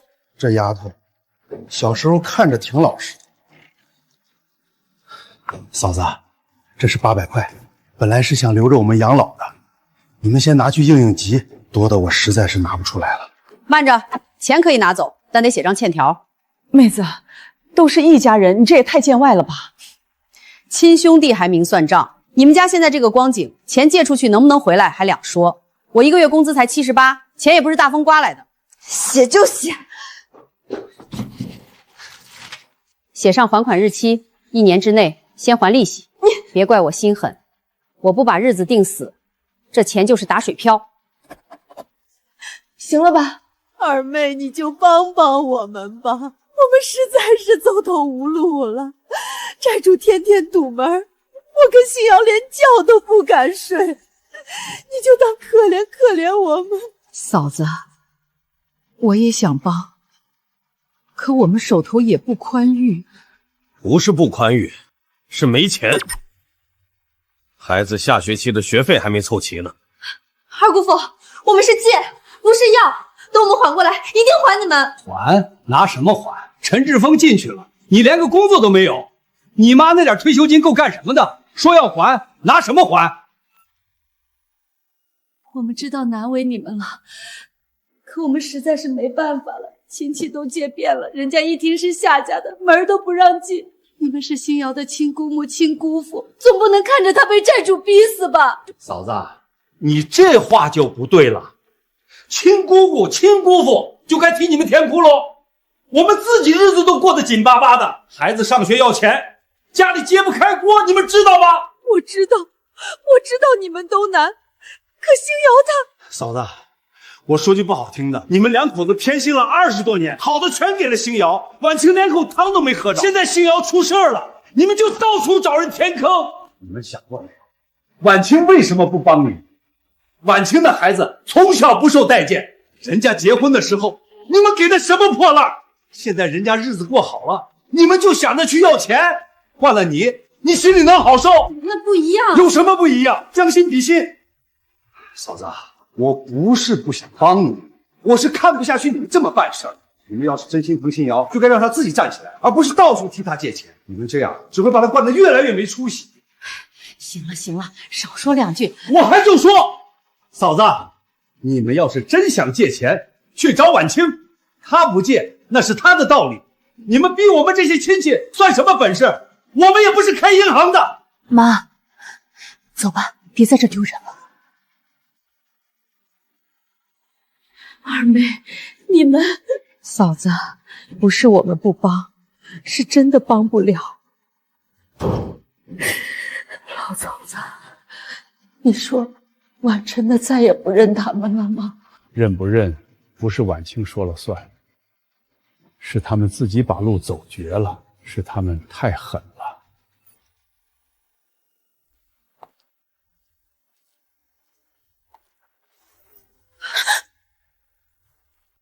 夏星瑶，你们想干什么？上次的钱不是还了吗？还了，那1200块连利息都不够，你以为打发叫花子呢？再给我点时间，我一定还。我借到钱就还。给你时间，老子给过你时间了。我爸妈会还的，你们去找他们，他们还有钱。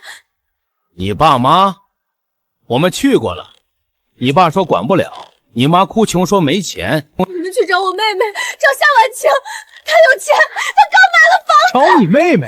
你当老子没去过？你妈去闹了，你爸也去了，你亲戚一窝蜂都去了，人家连门都不开，让保安把我们轰出来了。夏星瑶，我告诉你，今天这钱你自己想办法。我真的在想办法。想办法？行，我今天就让你好好想想。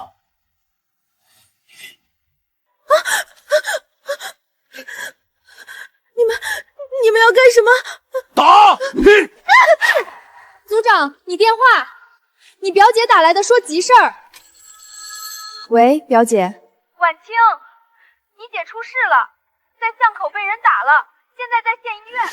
我的心瑶啊，你怀了孩子自己都不知道呢，4个多月了啊，你怎么这么糊涂啊？夏婉清呢？还没来？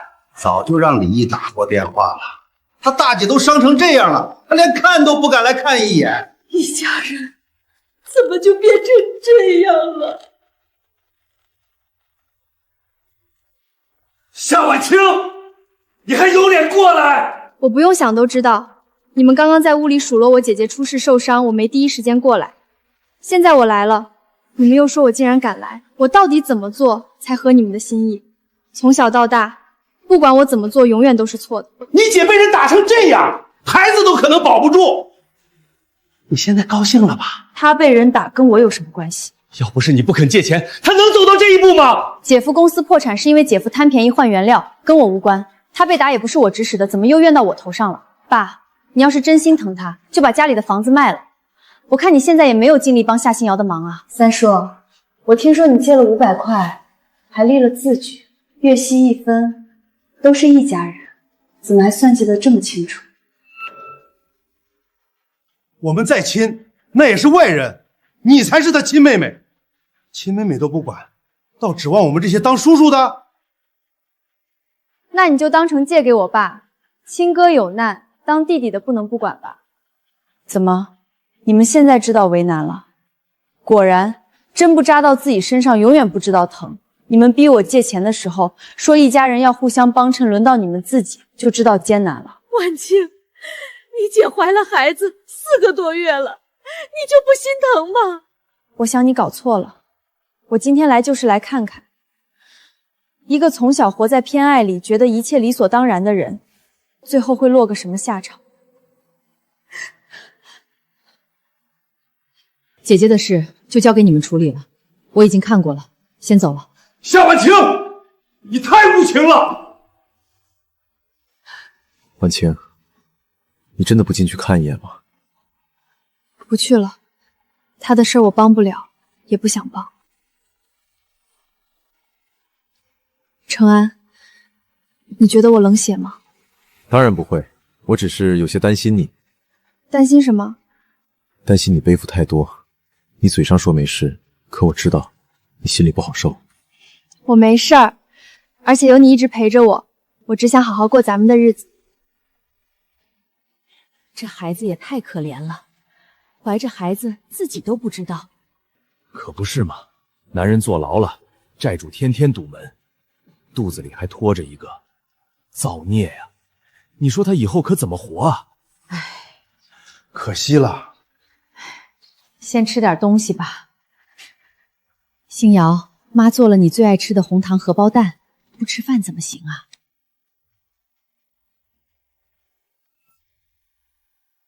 这孩子也真是命苦，怀着孩子自己都不知道，被人打成这样。陈志峰那小子当初看着人模人样的，怎么能干出这种事儿？几千块嫁妆全败光，还欠一屁股债，这叫什么事儿？要我说，婉清那丫头也真够狠心的，家里现在这样，她说不管还真不管，连看都不来看一眼。嫂子，婉清那边还是没联系你？别这么说，人家婉清当年那点破嫁妆，日子紧巴巴的，也没见识帮过她一把。婉清结婚的时候，星瑶去了没有？还真没去。那年婉清出嫁，星瑶他妈不仅没去送女儿，还带着那个旧脸盆去闹事儿。凭什么让婉清帮她？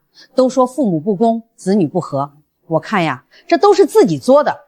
婉清自己争气，现在过得也是越来越好了。滚！都给我滚！新瑶，新瑶，怎么了？妈，所有人都在背后议论我，凭什么全都怪我？明明就是夏婉清一直嫉妒我，嫉妒我日子过得比他好，现在就等着看我落魄出丑。好汉子，别胡思乱想，你肚子里还怀着孩子，千万别动了胎气。他就是存心看我笑话。妈，你老实说，你是不是后悔从前偏心我了？妈，我什么都没了，丈夫靠不住，积蓄也没了，连这个孩子都不知道能不能保住，我一无所有了。新瑶，婉清结婚的时候，嫂子你和星瑶去了没有？还真没去。那凭什么让婉清帮她？当父母的看好的，最后却靠不住；看不好的，偏偏自己争气。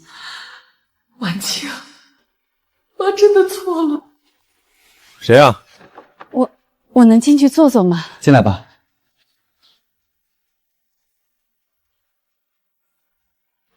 你们聊，我出去买点东西。我听说这房子你们已经买下来了。是。婉清，我今天来是想给你道个歉。道歉？这段时间我想了很多，从小到大，我确实对你不公平。你姐嘴甜外向，你话少，脾气又倔。那时候我确实更偏心她一点。家里到处借钱给她托关系找工作，为了她风光出嫁，你们连养老钱都掏干净了。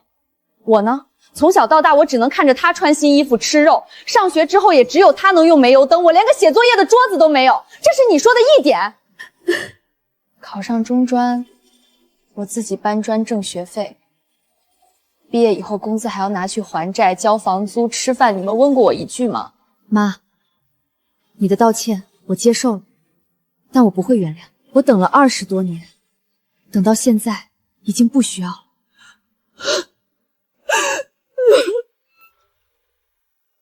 小时候受的那些罪真能跟一辈子，到现在我还经常做梦，梦见以前的事儿，然后哭醒。如今你跑过来道歉，哪有这么轻巧？我确实是听你二姑说，你之前借钱给她，原来在这儿等着我呢。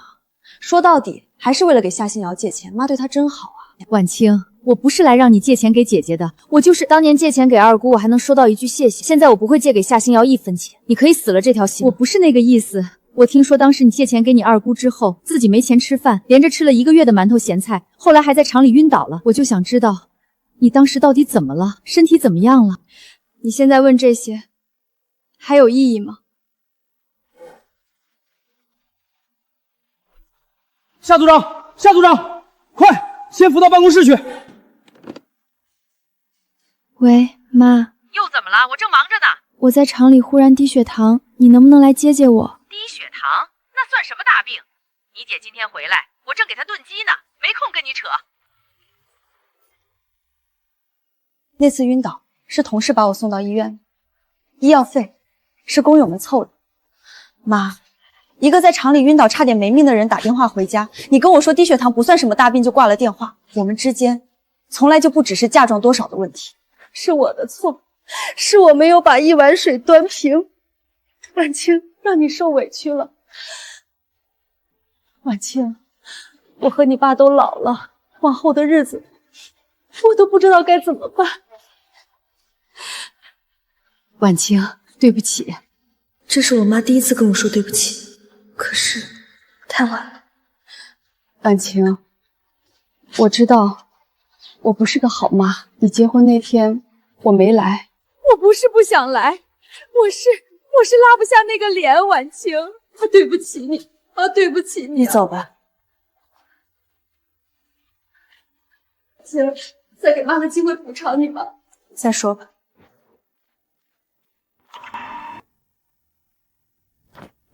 婉清，没事吧？没事，就是觉得有点可笑。他哭成那样，我心里竟然还会难受。因为你心软善良。等了太多年说对不起，可他真的说了，我又觉得空落落的。不过这样也好，说清楚以后就不用再想了。以后我们好好过日子。妈，我走了，虽然不知道去哪儿，但街坊邻居的话我实在受不了了。别担心我，我会活着的。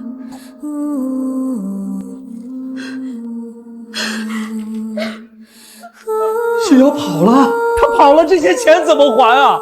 万一以后那个讨债的找不着他，又追到这里，这不是要我的命吗？你还有心思管这些？你闺女不见了，你闺女离家出走了，你还惦记你的破钱？那你说，还不上钱，我这张老脸往哪儿搁？脸你就这张脸，青瑶要是有个3长2短，我也不活了。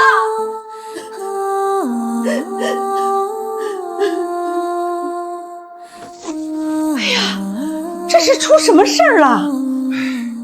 大嫂，你说新瑶走了，到底是怎么回事？这孩子留了个条，说受不了闲话，走了。这怎么成呢？一个姑娘家身上也没几个钱，这要是遇到坏人怎么办？我就说她被惯坏了，一点委屈都受不得。街坊说2句能掉块肉，少说2句吧你。还不是夏婉清太绝情，她但凡肯借点钱，星莹也不至于被逼成这样。我去找她。三弟，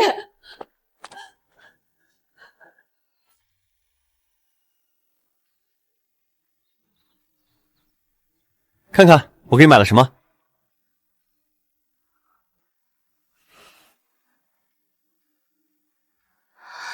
这是供销社新来的。今儿下班路过，看见柜台上摆着，觉得你戴着肯定好看，就买了一对儿。喜欢吗？喜欢。小时候我也戴过这样的头花。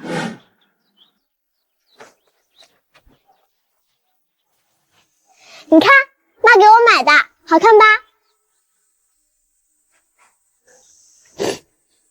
妈只给你买，不给我买。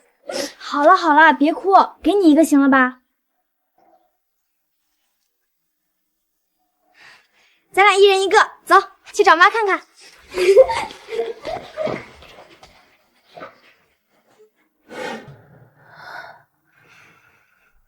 婉清，怎么了？没事儿，就是想起小时候我姐跟我炫耀她的头花，看我委屈了，就送了我一朵。那时候的你们挺好的。那时候挺好的，可是不知道从什么时候开始就不一样了。人都会变，但有些东西变了就回不去了。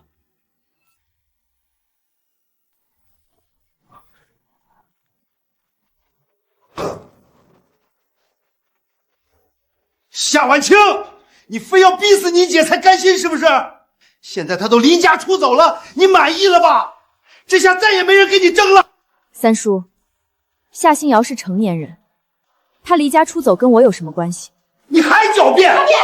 就是你逼她的。你不肯借钱，她被债主堵门，被人打，怀着孩子没处躲，不是你逼的是谁？是我逼她非要嫁陈志峰的，是我逼她拿那5000多块嫁妆倒贴那个男人的。陈志峰用次品原料害人，赔钱跑路，都是我逼的。路是他自己选的，男人是他自己挑的，现在出了事，全怪到我头上。要不是你不肯借钱，星瑶也不至于被逼得走投无路。三叔，你借了多少钱？300、500，你借了300块，还立了字据，就觉得是天大的恩情，现在跑过来骂我不肯借，那你怎么不多借点？你是亲叔叔，你怎么不把房子卖了帮他？你这孩子怎么说话呢？现在你姐已经失踪了，你就不能少说两句？夏新瑶变成今天这样，跟你们脱不了干系。你们一个个只会纵容她、偏袒她，出了事就帮她甩锅，从来不舍得让她自己扛一回。现在都给我出去，不送。你出去！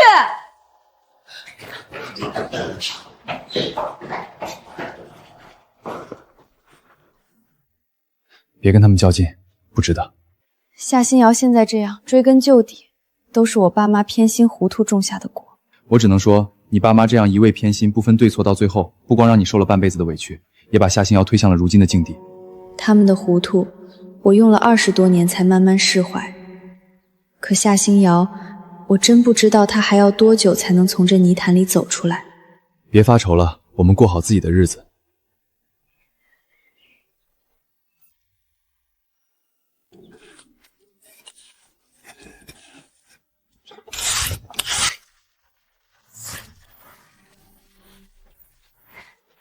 婉清，你歇会儿，别累着了。没事儿，妈，我不累。你看看你，脸上蹭的泥跟小花猫似的。去，拿毛巾给婉熙擦擦。就你话多。等这条路铺好了，下雨天就好走了。婉清，表姐，怎么了？你姐夏新瑶出事了。什么事儿？你姐从陈志峰被抓走之后，精神就不对了。前几天离家出走，好不容易找回来，结果今天过马路的时候到底怎么了？被车撞了，孩子没了。大人能不能保得住还不知道。医生说，就算活下来，也可能瘫痪。那现在人呢？县医院还在抢救。走，去医院。我陪你去。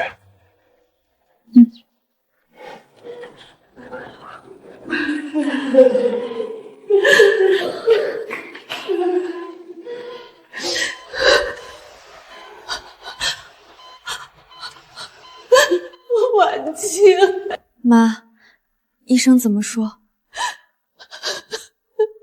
人还在里头抢救，孩子没保住，大人，医生说情况不太好，就算救回来，也可能会瘫痪。陈志峰那个王八蛋，自己被抓了，还连累星瑶。星瑶也是，怎么就摊上这么个男人？婉清，妈老了，你爸身体也不好，往后你姐要是真的瘫了，谁来照顾她呀？婉清，你能不能帮帮妈？妈照顾不动了，你爸又是大老爷们儿，你就……妈，你是想让我来照顾夏新瑶？我照顾不了。她是你亲姐姐。我知道她是我亲姐姐，可我不能，我有我自己的日子要过。程安，还有他爸妈，还有我们好不容易攒下来的这个家，我不可能为了照顾他，把我和程安的未来搭进去。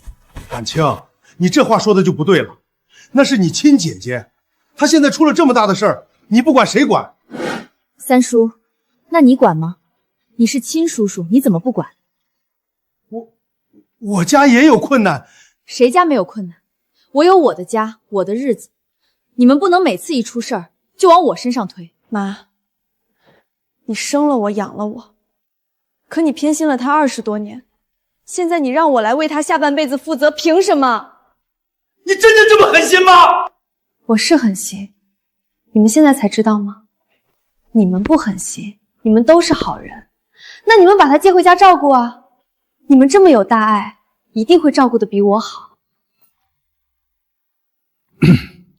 婉清啊，不是我说你，你姐这事儿，我们当亲戚的能帮肯定帮，可我们毕竟都是外人，哪有亲妹妹照顾来的贴心？你说是不是？那你呢？你跟大娘现在退休了，有的是时间。之前不也一直说闲得慌吗？正好这回有事儿干。哎，我可不干啊！我跟你大娘身体也不好，哪伺候得了摊子？不行不行。身体不好，上个月你还跟大娘去爬山了呢，邻里街坊都看见了。那不一样。三婶你呢？你不是一直最喜欢我姐吗？当年你可说了，夏新瑶比亲闺女还亲。现在她出事儿了，你可不能光动嘴皮子啊！哎呦，婉清，你三叔都不管，我怎么好照顾外人啊？那说来说去，还是大爷和大娘最合适。对对对，他们最合适。凭什么呀？怎么就我最合适了？我家里还有一大家子呢。你这亲妹妹不还站在这儿呢吗？在座的哪一个不是我姐的至亲？你们不就是担心，如果我不接这个烂摊子，我爸妈又扛不住，最后这照顾人的事儿就落到你们头上了吗？所以你们就站在道德的高台上，动动嘴皮子，想当好人，把责任全推给我，对吧？婉清，妈知道对不住你，可她是你亲姐姐呀！婉清，就当妈求你了。妈，你起来，别跪了。你不答应，妈就不起来。你有没有想过，如果我今天答应照顾他，接下来会怎么样？1年、2年、10年，还是能保证他以后能站起来？还是说，你们还是想让我像过去20多年一样，为了他把我自己的人生搭进去？婉清，爸这辈子没跟你张过嘴，这回你就当可怜可怜我。唉，你姐那样了，你妈一个人扛不住。爸，你当然没跟我张过嘴，以前有我妈在前面，用不着你开口。现在我不接手，火烧到你自己身上了，你才急了。行，就算你说的对，可再怎么说，我也是你爸。我最近身体也不好了，腰疼得直不起来，你妈也不容易。以前那些偏心的事儿，那都是你妈干的。不给你买衣裳的是她，不让你上学的是她，不给你嫁妆的还是她。我可从来没亏待过你，以后我还得指望你呢。爸，你可真行。我妈偏心，她偏在明处，我恨也恨得明白。可你呢？你站在旁边看了20年，一声不吭，现在倒把自己摘得干干净净。身体不好了，指望我了？那你以前怎么不想想，你也有老的一天？我告诉你，这个担子我不接，你跟我妈自己闯的祸，自己收拾。你这个不孝女！随你怎么说，我早就不指望你把我当闺女了，你也别指望我给你养老。爸妈、二姑、三叔，婉清的顾虑不是没有道理。我和婉清都有自己的工作，厂里一大堆事儿等着我们，实在腾不开手。那总不能让你姐没人管吧？我们可以帮忙出点钱，请个保姆，但长期照顾肯定不行。夏星瑶是成年人，她的责任最后还是要她自己来扛。请保姆要钱呢，我们现在哪还有钱？为了填你姐的窟窿，家里欠了一屁股债，连她治病的钱都是东拼西凑借来的。是啊，婉清，你妈都这样了，你就不能松个口，就帮几天也不行？帮几天？二姑，你跟我说帮几天？她要是瘫了，是1天2天的事儿吗？是1年2年10年20年？你们谁能保证她以后能站起来？妈，是你们的纵容和偏心造就了夏星瑶今天不顾一切的性格。她非要嫁那个男人，她自己的选择。她出了事，孩子没了，人瘫了，我心疼她。你们种下的因，结出的果，理应由你们自己来担，我不替你们扛了。我们走。婉清，你别走，婉清！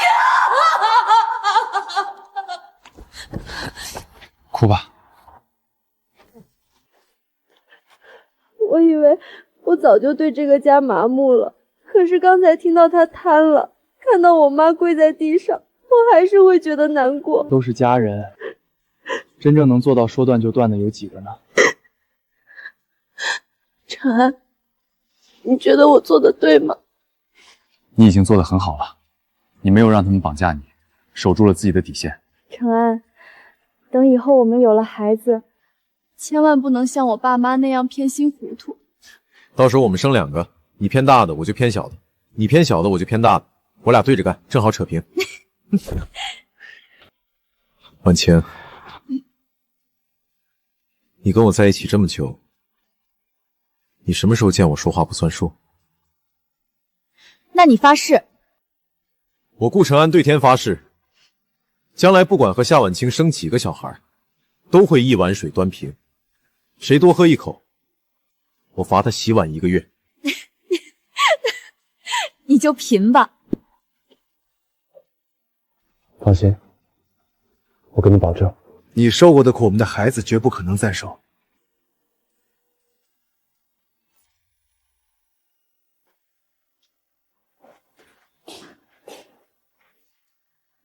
星瑶，妈给你擦擦身子，疼了好几天了，擦擦舒服。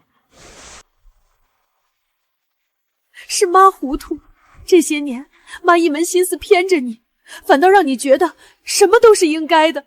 是妈亲手一步步凉透了婉清的心，让她受了那么多委屈。妈就盼着你们姐妹俩往后能都好好的。姨，星瑶姐，李毅来了，坐吧。李毅，你先坐会儿，我去接壶热水，一会儿就回来。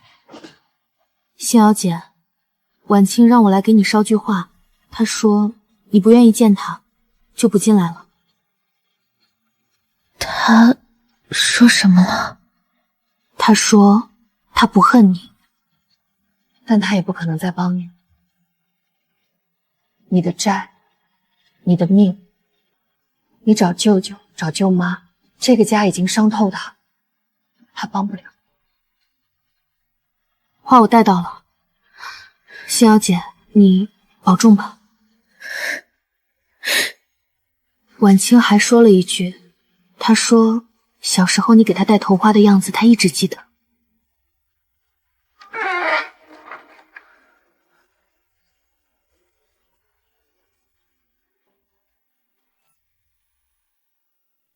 夏星瑶出院后像换了一个人，胳膊养好后就开始自己琢磨着做点缝补的活儿，开始自己赚钱生活。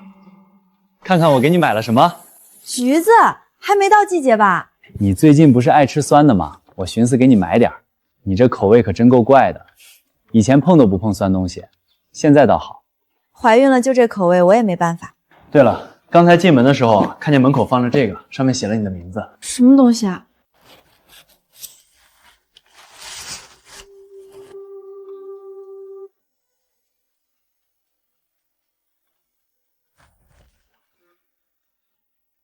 妹，是我，最近恢复的不错，又找了个看摊的工作。我没别的本事，就会织个毛衣，以后孩子的衣裳我包了，就当是把以前欠你的一点一点还。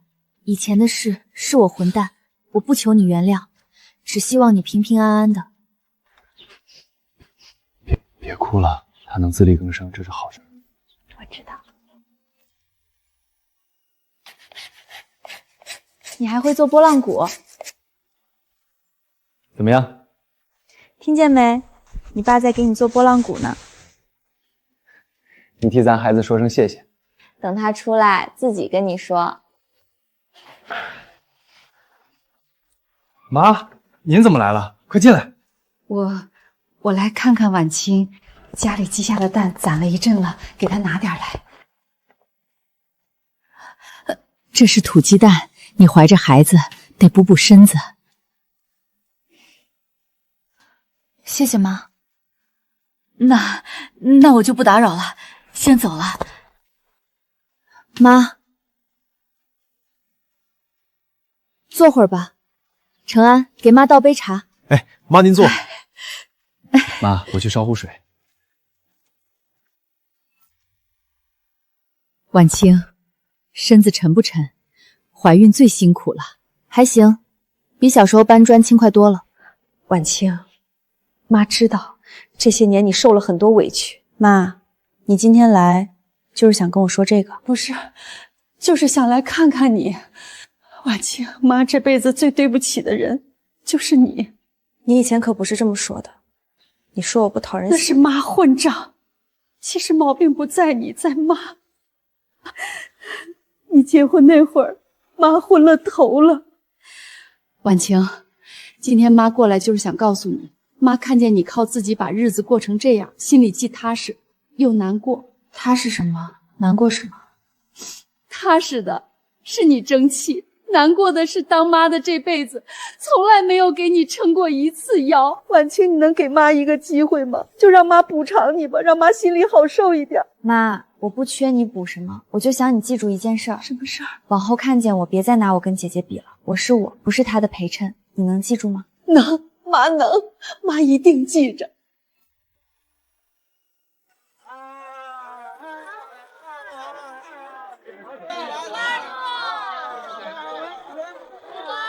来看看手工织的帽子围巾，暖和又实惠。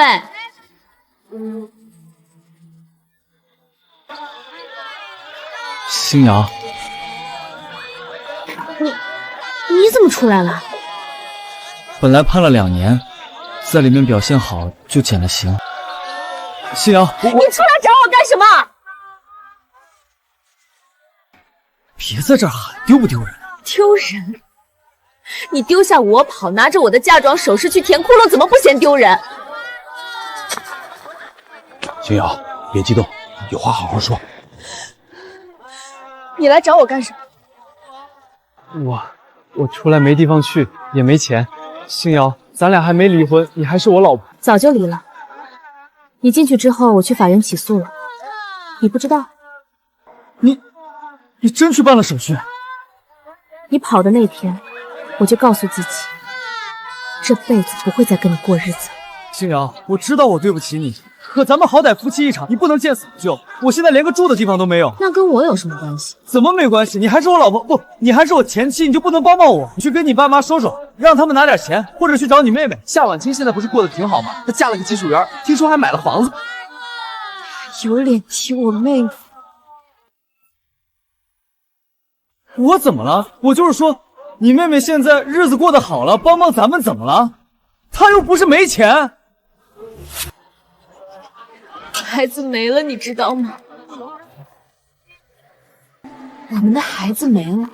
我怀孕4个多月，被你的债主打，后来又出了车祸，孩子没了。我差点也死，瘫痪在床上快1年。那时候你在哪？你在坐牢，但你连问都没问过一句。现在你出来了，来找我，不是问我身体怎么样，不是问孩子的事，是问我要钱，要去找我妹妹要钱。陈志峰，我告诉你，我不会帮你去找婉晴要钱，这辈子我不会再拖累她。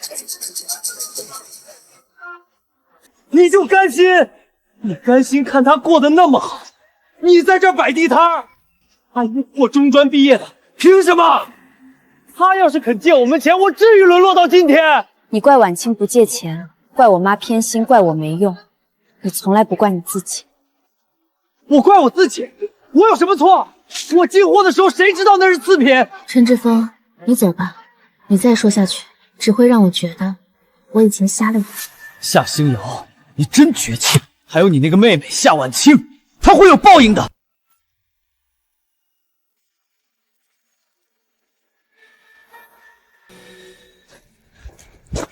你出狱了，你来这儿干什么？找你啊，在你们家楼下等不到你，我只好来你单位等了。我跟你没什么好说的，你让开。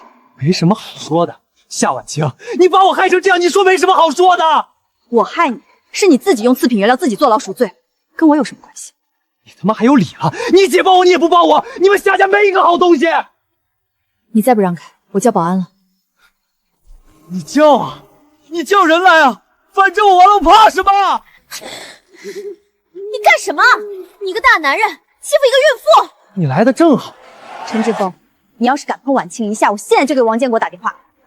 你欠他们这群工人半年工资，这些人要是知道你出来，你说他们会怎么做？你敢？你试试看，你再在这儿闹，我现在就去找他们。再敢来闹事，就别怪我没提醒你。夏西瑶，你就护着他吧，你们给我等着！婉清，你没事吧？没事。姐，你什么时候来的？我来给你送点东西，正好看见他在门口堵你，是咱妈自己种的，特意嘱咐我给你送来。谢谢。没事儿，你下班赶紧回去吧，程安该等着急了。嗯。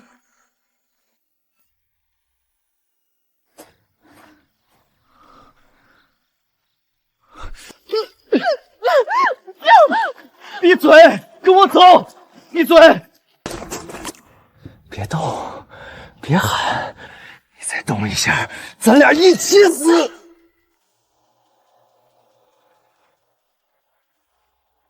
陈志峰，你疯了！我蹲了1年多的大牢才出来，你知道我这几天过的是什么日子吗？没得吃没得喝，住在桥洞里，老婆孩子都没了，还要东躲西藏怕债主找。你倒是幸福了，什么都有了，凭什么？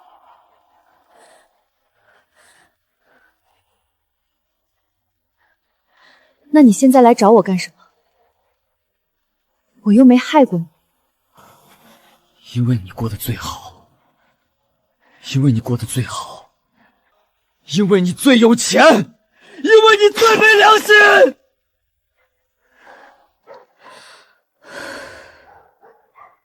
陈志峰，厂子破产，夏新瑶和你离婚，这些都是你自己做的孽，凭什么来找我？你闭嘴！你闭嘴！听见没有？我要钱，我不要听你说教。你给我钱，现在就给！你要，拿去。你打发叫花子？你家里不是刚买了房子吗？你男人不是涨工资了吗？你让你男人送钱来，现在就去，叫你男人来！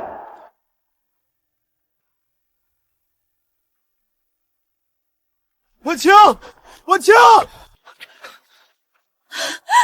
程安，我在这儿！别过来，都别过来！过来我就打死他！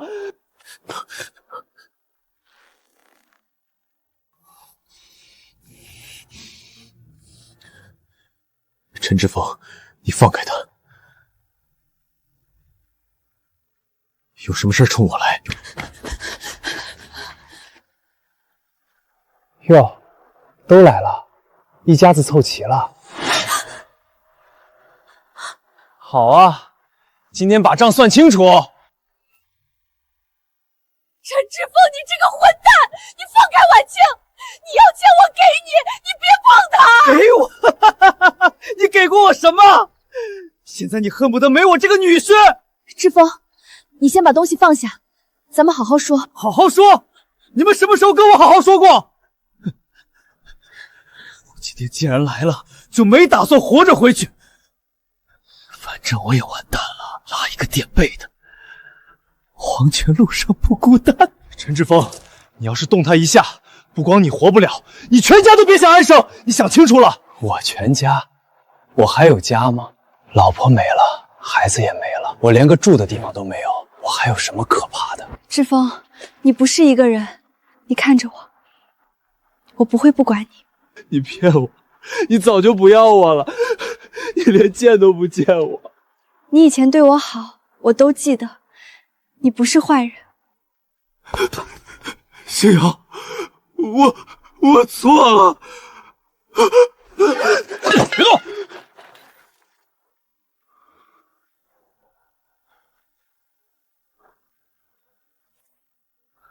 人带走了。婉清，你没事吧？肚子疼不疼？孩子动了没有？没事，他没伤我。青瑶，你说的话算数吗？从你还想伤害我妹妹这一刻起，我们之间最后一点情分也尽了。婉清，要不去医院看看？不用了，回去歇歇就行。走，回家。回家，回家。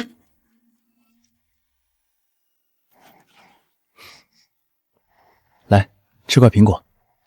医生说产后要多吃水果，补维生素。甜，和婉清小时候一样，乖乖的。幸好当时那个陈志峰没有伤到你，要是那铁管子真落下来，妈都不敢想。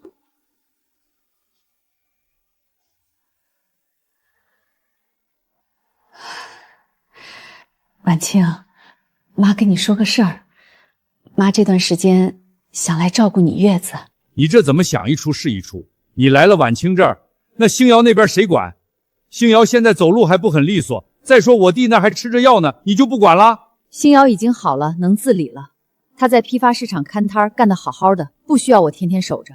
至于婉清爸又不是瘫了，能照顾自己。话不能这么说，星瑶毕竟是一个人，多让人不放心。你这当妈的不能光顾小的不顾大的。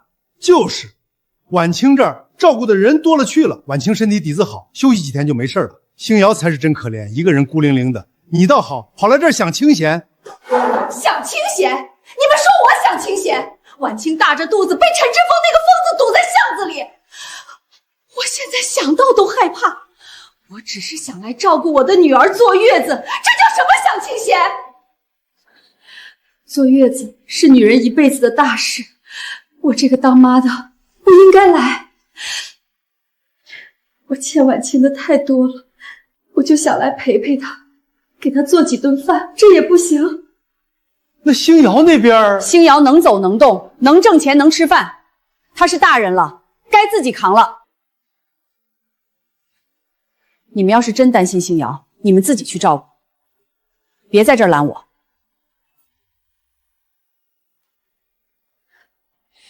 你们也不用再劝我了。婉清怀着孩子时受了那么大的惊吓，孩子能平安生下来就是万幸。月子不好好养，落下病根是一辈子的事儿。我这个当妈的肯定要来照顾她。嫂子，那不都是过去的事儿了？婉清那边有那么多人围着，你非得去凑什么热闹？把星妍撇在家里，你就不怕人家戳你脊梁骨，说你还是偏心？大哥，我自己的闺女，我来照顾，天经地义，谁爱说谁说，我不在乎。你不在乎，可我们做亲戚的在乎。你要是把星瑶和我哥扔下不管，他们出点什么事儿，人家不说你，说我们这些当弟弟当妹妹的不帮忙，我们可担不起这个名声。三弟，你说这话是真心心疼星瑶和你哥，还是怕最后这摊子事儿落到你们头上？哎，你这话说的就不对了，我们也是为你好。大哥，你少说两句吧。嫂子这些年不容易，婉清更不容易。你们想想，婉清嫁过来以后，什么时候跟家里开过口？人家自己攒钱买房子，自己过日子，没让娘家操过一分心。现在人家生了孩子，嫂子想去照顾几天，过分吗？大哥三弟，你们拦嫂子，说是怕星瑶没人管，怕哥没人管，可咱们也是星瑶和二哥的家人。嫂子现在有事儿，咱轮换着去搭把手，照顾二哥和星瑶就是了。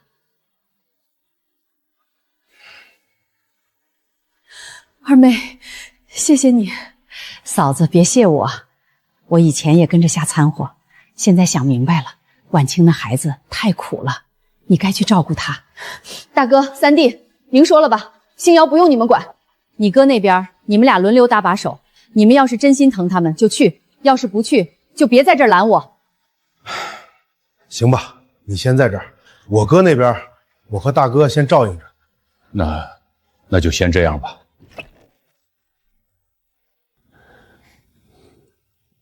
咱妈刚才说的那些话，你听见了吧？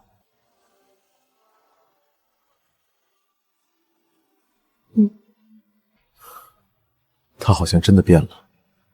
有些事情发生了就是发生了，伤口结了疤，疤还在。但他愿意改，我就愿意看。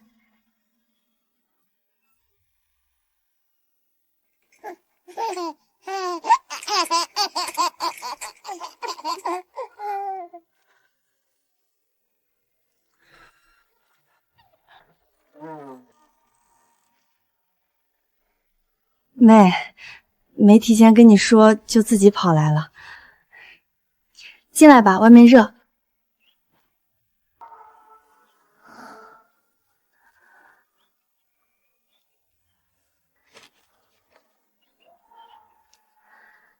这孩子越长越像你了，眼睛像，嘴巴也像。他爸说他像我小时候，你小时候比他瘦，但比他乖，不怎么哭。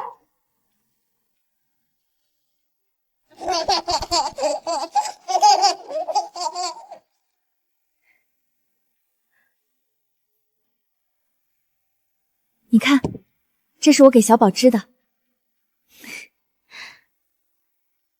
真好看。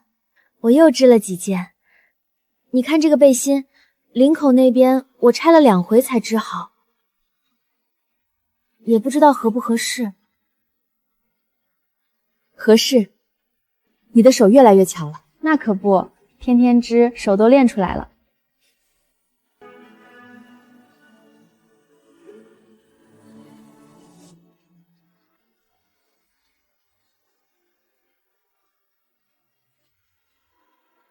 妹，谢谢你。谢我什么？谢谢你还让我来看孩子。谢谢那天在巷子里，你没怪我。姐，那天要不是你拦住陈志峰，我可能真出事了，是你护着我。我那是赎罪，以前欠你的太多了。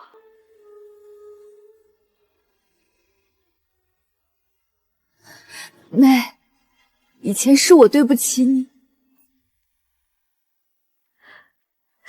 妹，我对不起你，我以前真是个坏姐姐。因为我这事儿，还差点害了你和孩子。姐，别哭了，你不恨我吗？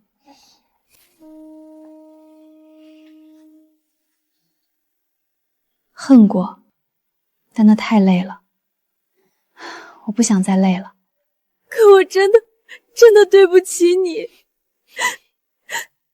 从小到大，我总是抢你的，爸妈一直偏心，我从来都觉得理所当然。姐，小时候你给我分头花的时候，我心里是高兴的，不是因为你把花让给了我，是因为那时候你心里有我。后来不知道怎么就变了，不过现在我已经放下了。小时候的事儿，好的坏的，我都记得，但我不想揪着坏的过一辈子。姐，咱们都应该往前走了。我以后一定会对你好。不用对我好，你对自己好就行了，把自己日子过好，就是对我最好的交代。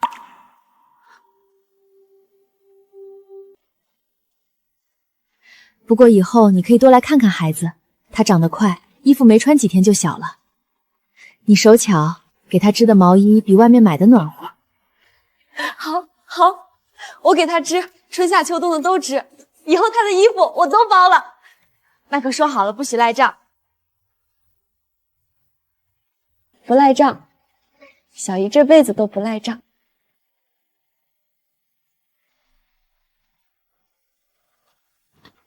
妹，你好好照顾自己，我回去了，还要去出摊儿。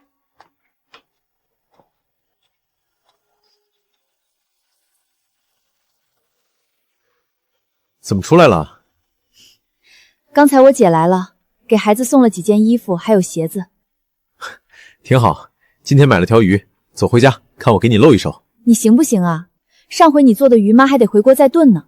你等着瞧吧。阳光照在身上，暖暖的。那个豁了口的脸盆是我分到的嫁妆，但它没有定义我的人生，我的人生是我自己挣出来的。